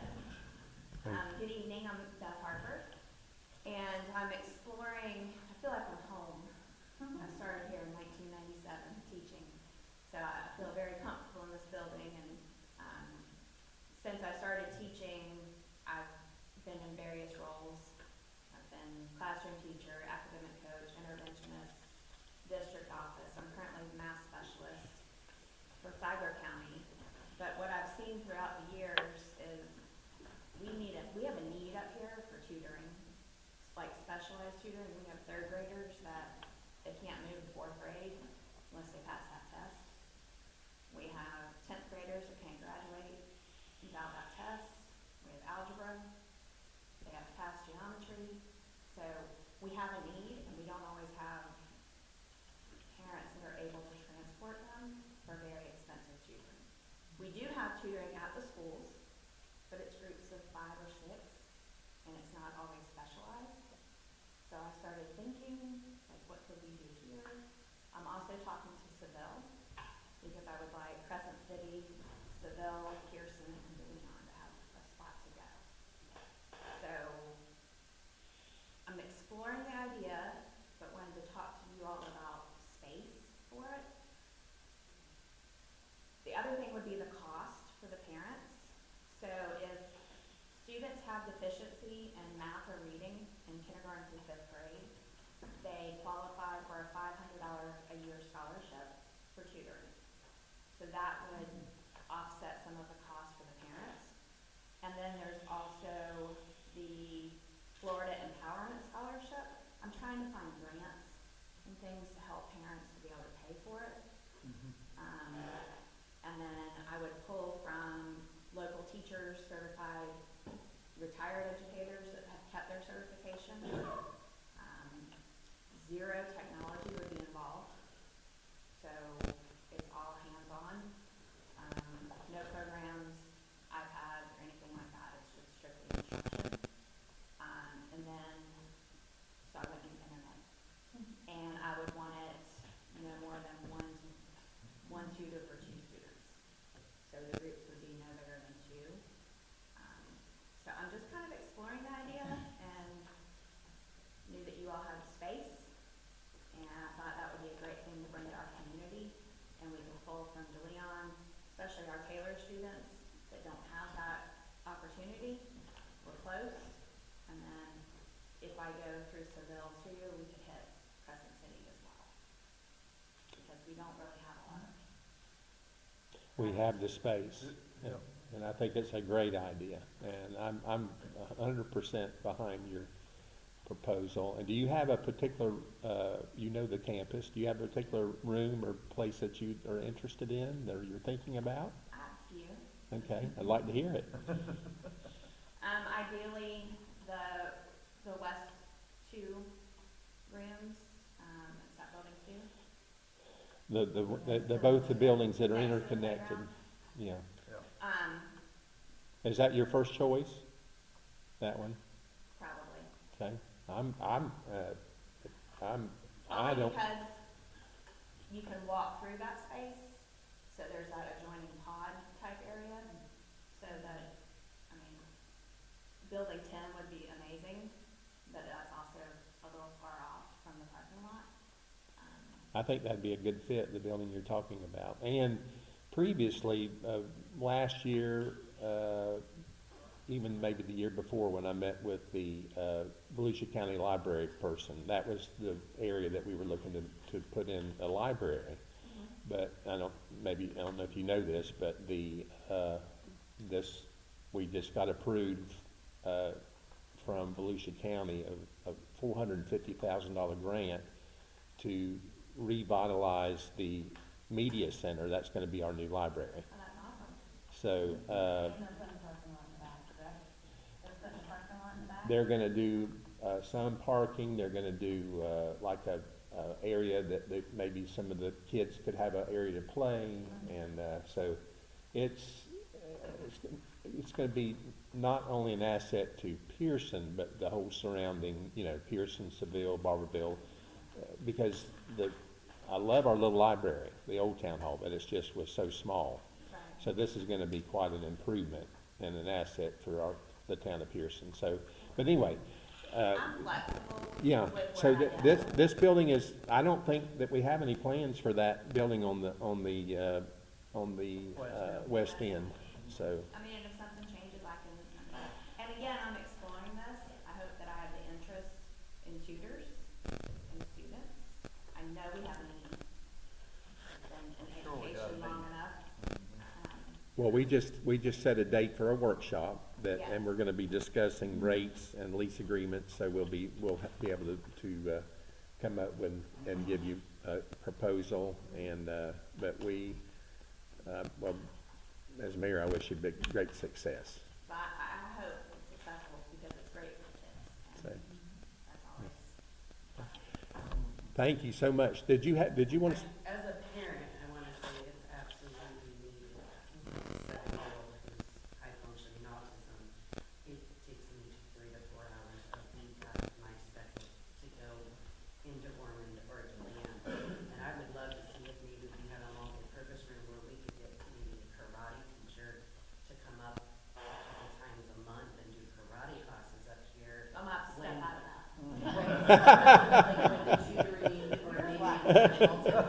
Mary Kay might be wanting to do that. It took me 9 months to finally get somebody here to come to us, that I didn't have to leave work once a week. It's hard. I mean, it's a long drive, and I'm looking into all types of opportunities for students with disabilities. There are tax write-offs. I mean, if they have IEPs. I mean, there are a lot of things that we're not taking advantage of for our kids, and I think it would be great to bring it back to the school. I think it is, and we're gonna move forward with it. That's why we have it as an agenda item for workshop. And as we just, we've already set a date and time, so we're gonna be moving forward with this. Okay. So thank you. Do I need to be at that for any questions, or you'll just call me? You could, If you'd like to if come, you'd like yeah. to come, you're more than welcome to come. Okay. 4 o'clock on the 4th? 4 o'clock on the 4th. Okay. Yep. All right. Well, thank you. Thank you. I'd like to thank Beth for coming up, and, that this is something that could really, help a lot of students in the whole west side of the county. And it's something that's, I think this is the start of something that could really be productive for our kids here. Nothing's worse than dealing with that senior that can't graduate because they can't pass that test. Right. And they don't have the opportunity to get the help. Yeah. Okay, thank you. Thank you. Yep. Thank you, Beth. Okay. Okay, item 5M, resurface, parking lot, Newtown Center. Open for a discussion. I'd like to, I'd ask Yvonne to put that on there. I'd like to get some pricing of what it would cost to do this area in front of our new center. It's in need. I actually got a fax today from a company that does this kind of stuff, resurfacing, and so that's, we can call them. Okay, well, let's get 2 or 3. Yeah. Yeah. But So- it would look a whole lot better, Yes. I think. Okay, well, if that's, we can, But I know that's gonna be an expensive item. We got a lot of other issues besides the parking lot. Yeah, that's true. We have a parking lot. We have a parking lot. And it works fine. It works fine. Sometimes we gotta separate our wants from our needs. Mm-hmm. But it won't hurt to get a price. so get some pricing, and everyone, and then we'll put that down, if you would, put that down as an agenda item, please, Yvonne, for our next, meeting. Okay, updates by mayor. I'd like to start off, for those of you that don't know, we can't, because we're governed by the sunshine law, we can't talk outside meetings with town business. but I want to take this opportunity that I have to address the taking down of the fence that we had here at our new town center. Want to commend Brandy and Lenny both for forging ahead, being persistent, bringing it back. I think it looks great. It's beautiful, and it's a big improvement. So I didn't recognize it at first. I said it looks so different, you know. It looks really good, and so and it looks good. And with that, if we are able to do if it's a portion of the parking lot to even further the appearance of our new center, again, we'll have to get pricing and look at it, because like Lenny said, we gotta watch our dollars, because we have a lot of things that we have to address. I know one area we need to address. That's we talked about at our last meeting, Hagstrom Road. We need to do road improvement there, and so we've I haven't, did anyone, Vaughn or Ron, did Ren, have you heard from Ren as far, because I'd asked him, or Lenny, anything on the? No, because we've got to get rid of that water, the water that is, the water is killing that part of the road, and so, yes, it's bad. It's not killing, it has killed. But from what Ren shared, and then Randy Hutchison, I talked with him, he said the same thing. We can get that water with the property owners, and there was an existing ditch to get the water out of that area. That would really help. And then, so hopefully we'll get something will come forth, and I'm going to call them and see if they have any. I was asking if you had any, but we don't have anything at this time. Okay. The Friday, I met with Duke Energy. They were over at our new water plant, and we have power over there now. That was as of Friday. I called after that we had power. I called Todd that's working with us on this project. He's with Seb Cohen. I asked him to contact SGS Construction and let them know that we have power there, because now they can proceed and move forward with getting the electric, so we can turn on the pumps and clear the lines, and we're getting close to getting our new water plant online. So it's really beautiful over there, what we've got so far, and we're getting close.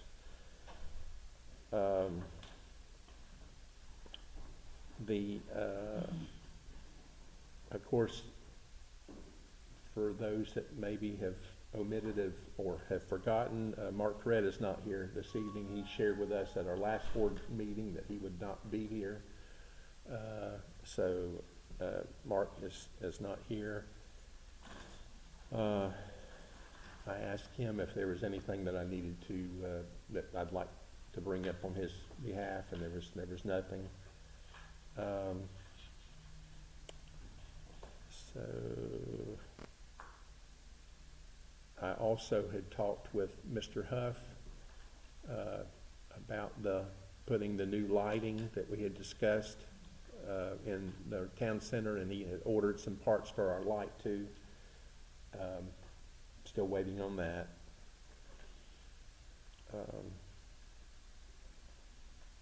And I may come back to updates, but that's all I have at this time. Updates of town projects from our town attorney. Yeah, just one thing, you'll notice in your packet, thanks to the clerks, that there's a model trespass warning on public property and other property generally open to the public. This was pointed to me by, I had a conversation with Lieutenant Galarza today, and he said that he had spoken with counsel for the sheriff's office, and that they would feel more comfortable issuing trespass warnings when it's on public property if we had an ordinance like this on the record, as many cities in Volusia County do. Now, to be clear, we do not have this in our code of ordinances right now.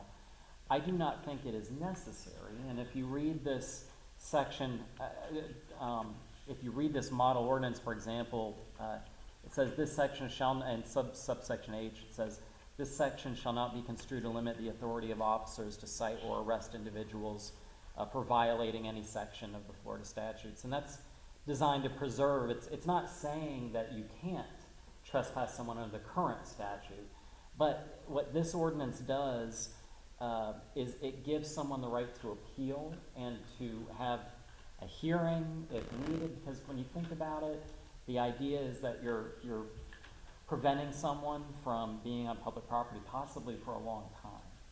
And so there is a case from the 11th Circuit Court of Appeals, which is right below the Supreme Court, that ruled on a Florida ordinance very similar to this. And it didn't really give it felt that that was a deprivation of someone's liberty. Like, to say that you can't be on public property to express maybe an opinion. Like, maybe they're trespassed from one part of the town, but then they're not allowed in town hall to be heard at a town council meeting. That's a First Amendment issue. So in order to preserve that kind of right and liberty, an ordinance like this preserves that. I'm raising this to your attention now because the Sheriff's Office raised it to me. I think it's a legitimate concern. And I think I'm going to ask to have it on the next agenda, just so that once you've had a chance to absorb or think about this issue, maybe we can talk about it and I can get some direction if you have a preference one way or the other. That's it. Yeah. Thank you, Christian.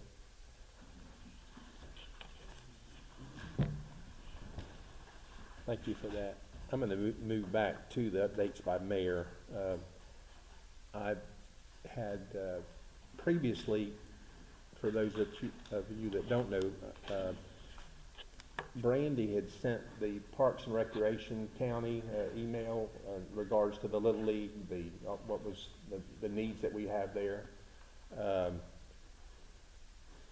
That was shared with me when I talked with the head of Parks and Recreation, because I had called and I told them, you know, we've got issues. We don't want to be in this situation again. This should have never happened, because we are depending on you to provide this service.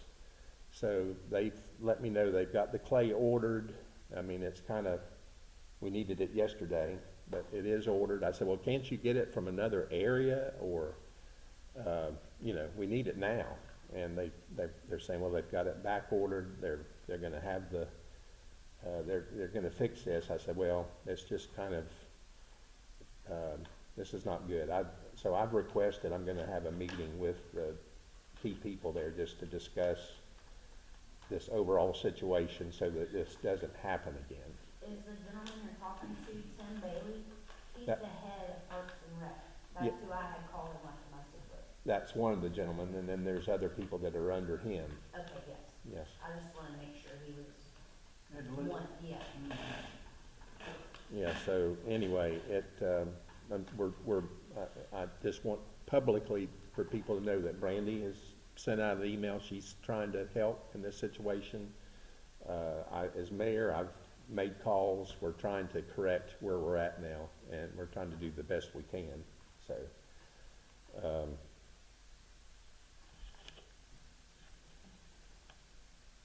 okay, But as of now, they don't have the clay. they don't have it. No. But I'm going to call them again.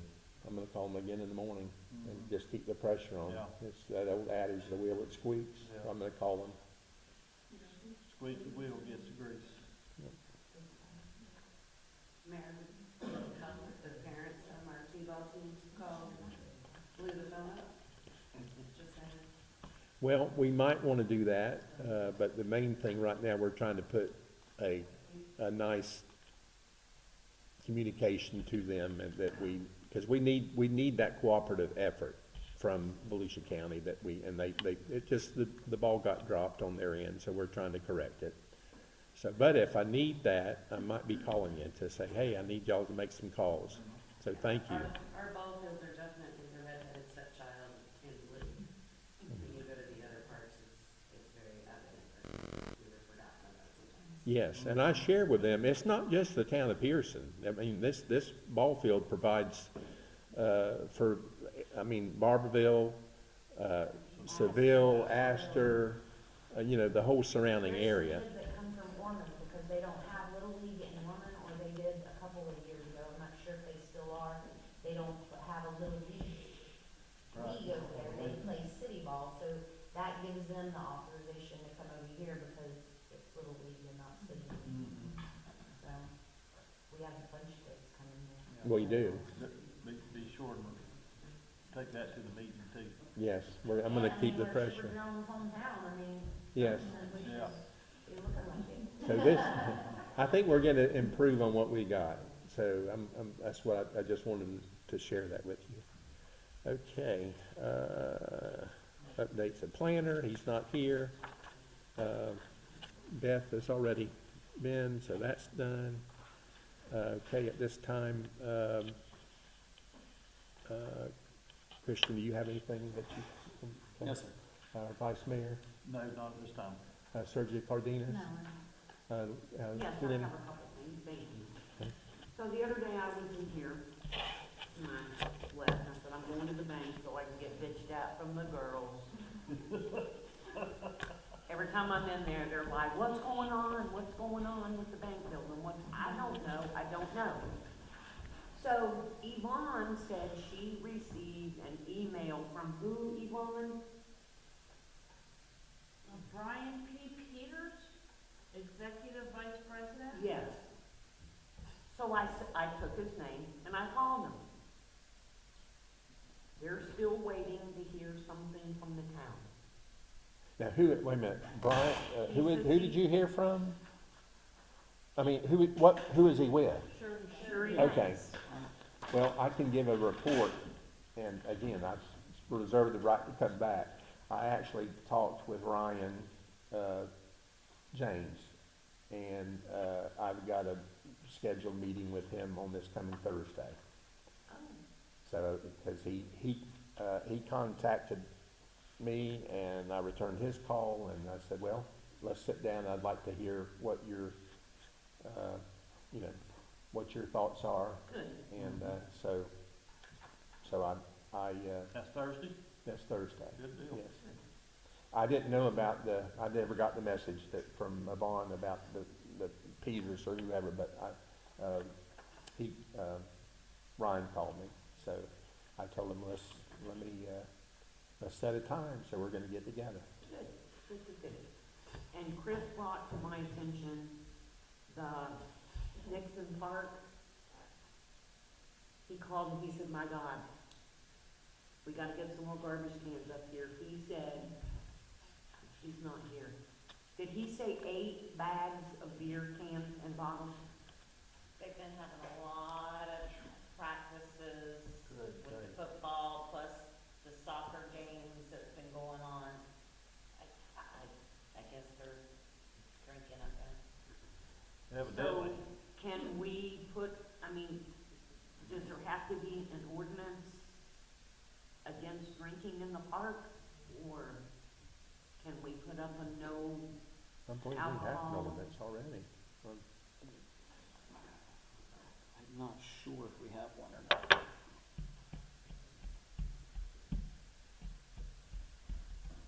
I won't be able to quickly tell you. It's okay, Yeah, we'll make it yeah. an agenda item. Yeah.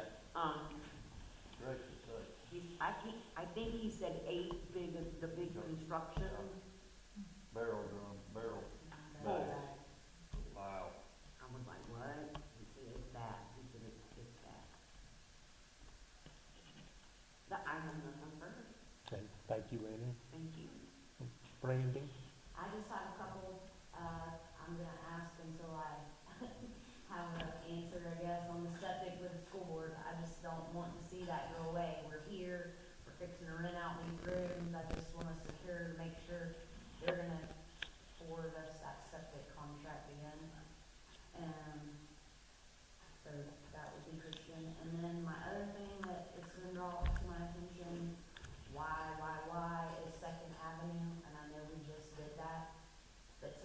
was coming, and me and a semi could not pass. And as many semis that come right there, and there's traffic on both sides of the road, I had to stop and wait. There was me and two other cars.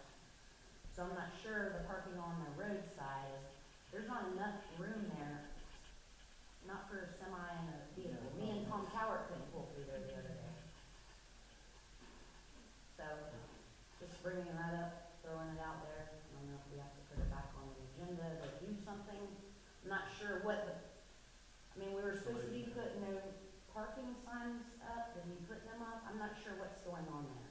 Well, what's going on there, people are parking. I was there, one morning and one of the prime trucks went, there was cars parked on both sides, they went right down the middle. Oh, they can go right down the middle, but if you're coming at them, you can't go past them on like you have to stop and let the semi have the right of way. I mean, That's true, and you do that same thing in streets all over town. You have that right at the Pierson Turning Greens where but there's, we don't park in the road all over town.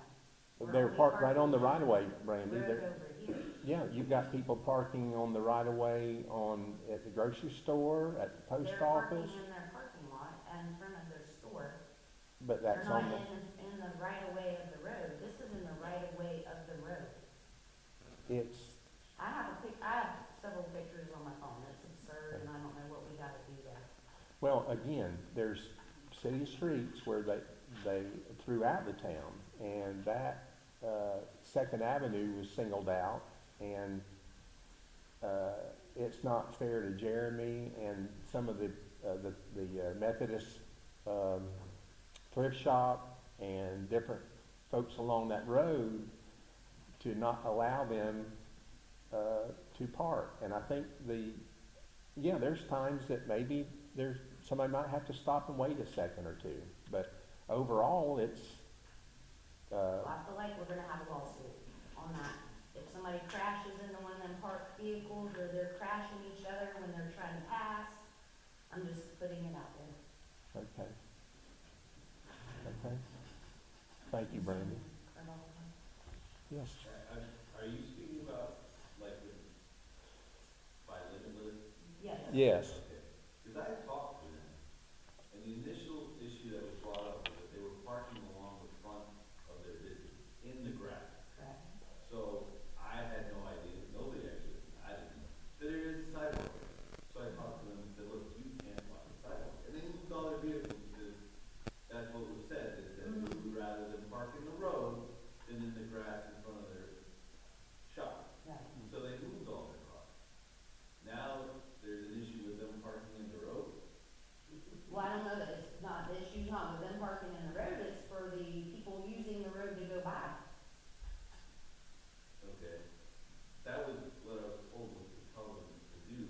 Oh, yeah, we spoke about this Yes. a couple meetings ago. I'm well aware why we did that, but I'm not thinking that it's working correctly.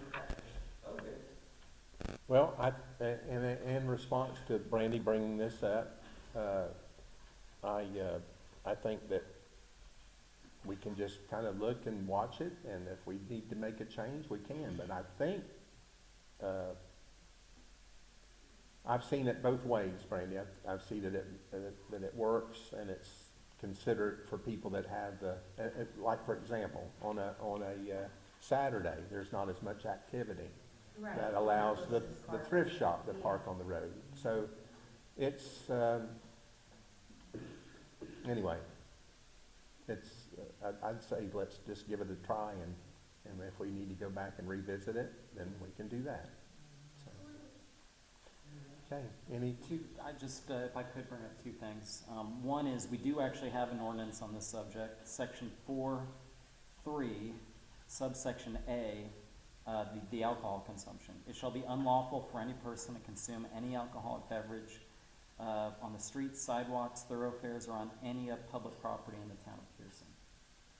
So it's on the books. Now, in the past, we've had trouble making copies of these laws available to the public. You passed 2 years ago our codification of it. So I think I'll try to work with town staff to get this online, just so people can look this up for themselves. The second thing is about the sewer, which you brought up. It is in negotiation. There is not currently a resolution. And we do, in reference to that, just so you'll know, if we do have an agreement that we can use the sewer, and I'm hopeful that I'm hopeful that we can get this all resolved, because but again, what he's saying, it's in negotiation. September 2024 is Is when that runs out. 6 months. 6 months. Okay. Anything else? Okay. Yes, don't forget the, ethics training next Friday. We need to be there by 8:30, 8 o'clock if you want to snack. So, Where's that at, Mr. Vice Mayor? it's at the Daytona State College, At what time? 8:30 at the latest. And it's 8:30 to noon? 8:30 till, yes, or 11:30. 8:30 to 11:30. It's 4 hours. 4 hours, yeah. Okay. And, I can clean my truck out, and I'll ride with me if you want to. I have smokers. Now, we'll put some smokers in the back.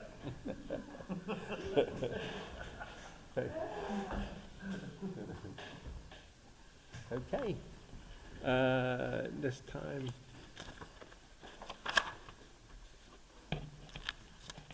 Good and welfare of the community. At this time, for public participation, anyone like to? Yes. If you would, please state your name and address for the record. And welcome. You've been very patient. Christine Waite, President of Save Our Voting Rights of Florida. I apologize, it's been a couple months since I've been in here. You guys have been kind of on the deep end. No pun intended there. We were up in Tallahassee last week in front of FWC commissioners. We do have what's called a tag group, and I do apologize, Bobby, I sent you a message about it and completely mind blanked about Florida State's law, and I was like, oh, I forgot about that part. I need to go see Bobby as the town council. There you go. So we've had the invite to be part of what's called a tactical something group or something. So the gist of it is any individual groups or organizations that have an active interest in closing the Glen for them anchoring their mooring or leaving it open was privately invited to this group. It will be open to the public, but the only people who are able to speak are part of the members of this group. The deadline was last Friday. We did put together a group of people, individuals, to speak on behalf. One of the things that we have done is we have met with a House Representative candidate, Mr. Richard Gentry. He is in full support of what we are doing and helping us navigate the legislation because it's so much fun. We've also hired a lobbyist. His name is Brett Seifer. I may have pronounced his last name incorrectly. I apologize. He is a former director of the Southwest Florida Water Management District. So he's well versed in what we are up against. Thank you, Jesus. He is well versed in the key players, even bigger, thank you, Jesus. So we still are in danger of the spring protection zone being enacted. It is still a very real possibility. We're still a very long way off, but like anything, there's certain procedures and policies that we have to navigate while we're doing this. I would like to come before you guys next week, or our next town council, be more prepared. I didn't get a chance to call last week when I was in Tallahassee, but I didn't want to miss an opportunity to speak and tell you guys an update.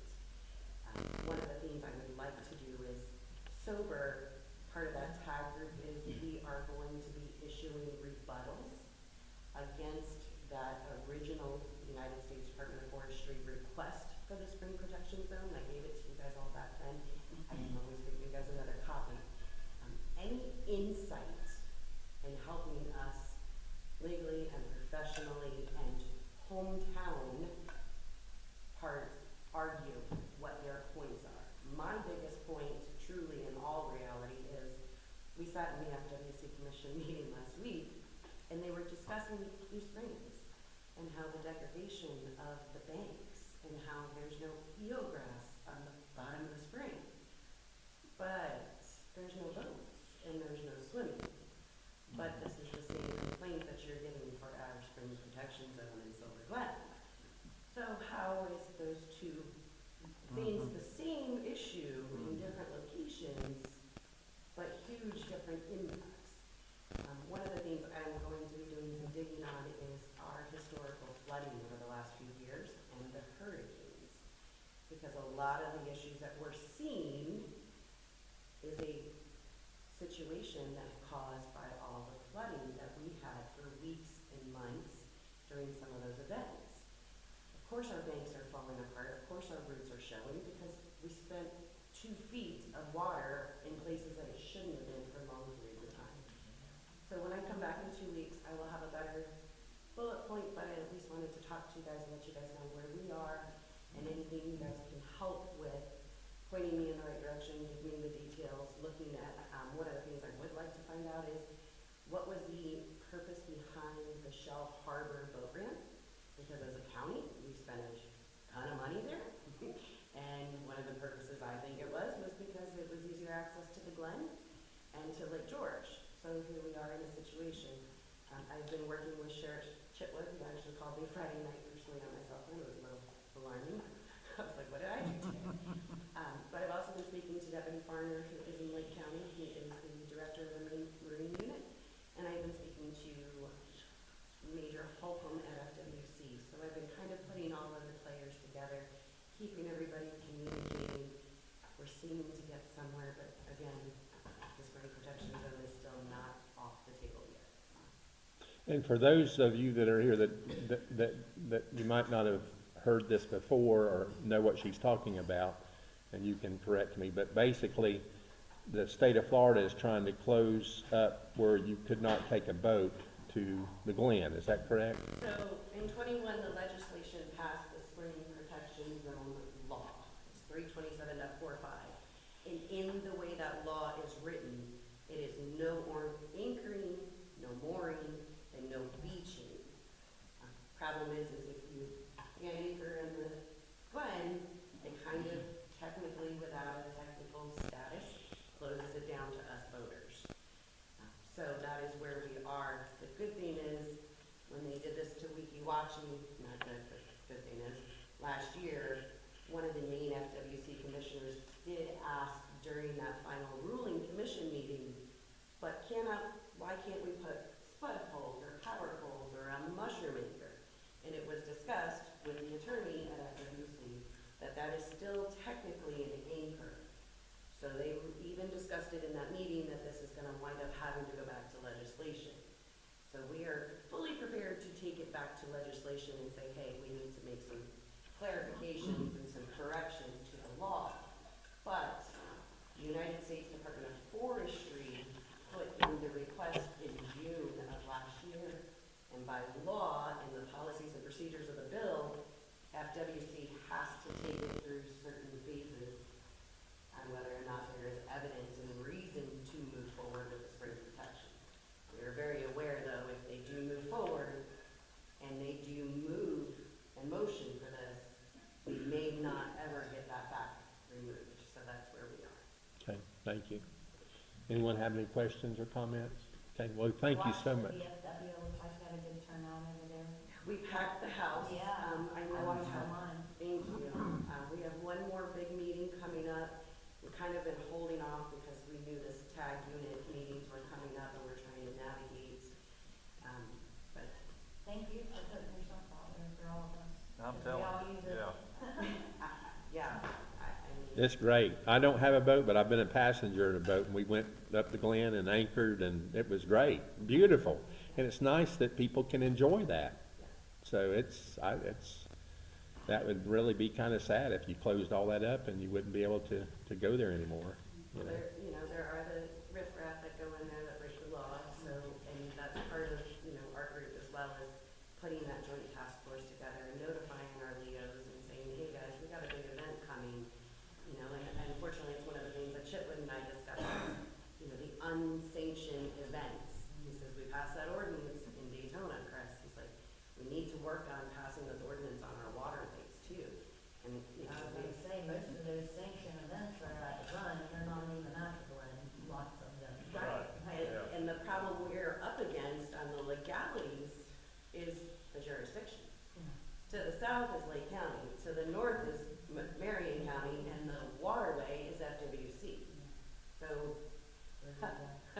Thank you, good luck. The foot gets kicked with the can down. Thank you. Anyone Thank you, else? Christine. Thank you so much. Absolutely, guys. Anyone else at this time? Okay. Just get with the bonds, you can. Thank you, everyone, for being here in attendance tonight. Being that there's no further business, this meeting is adjourned.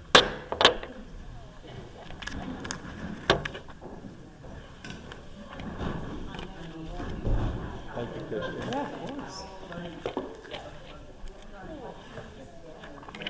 Starting to make sense.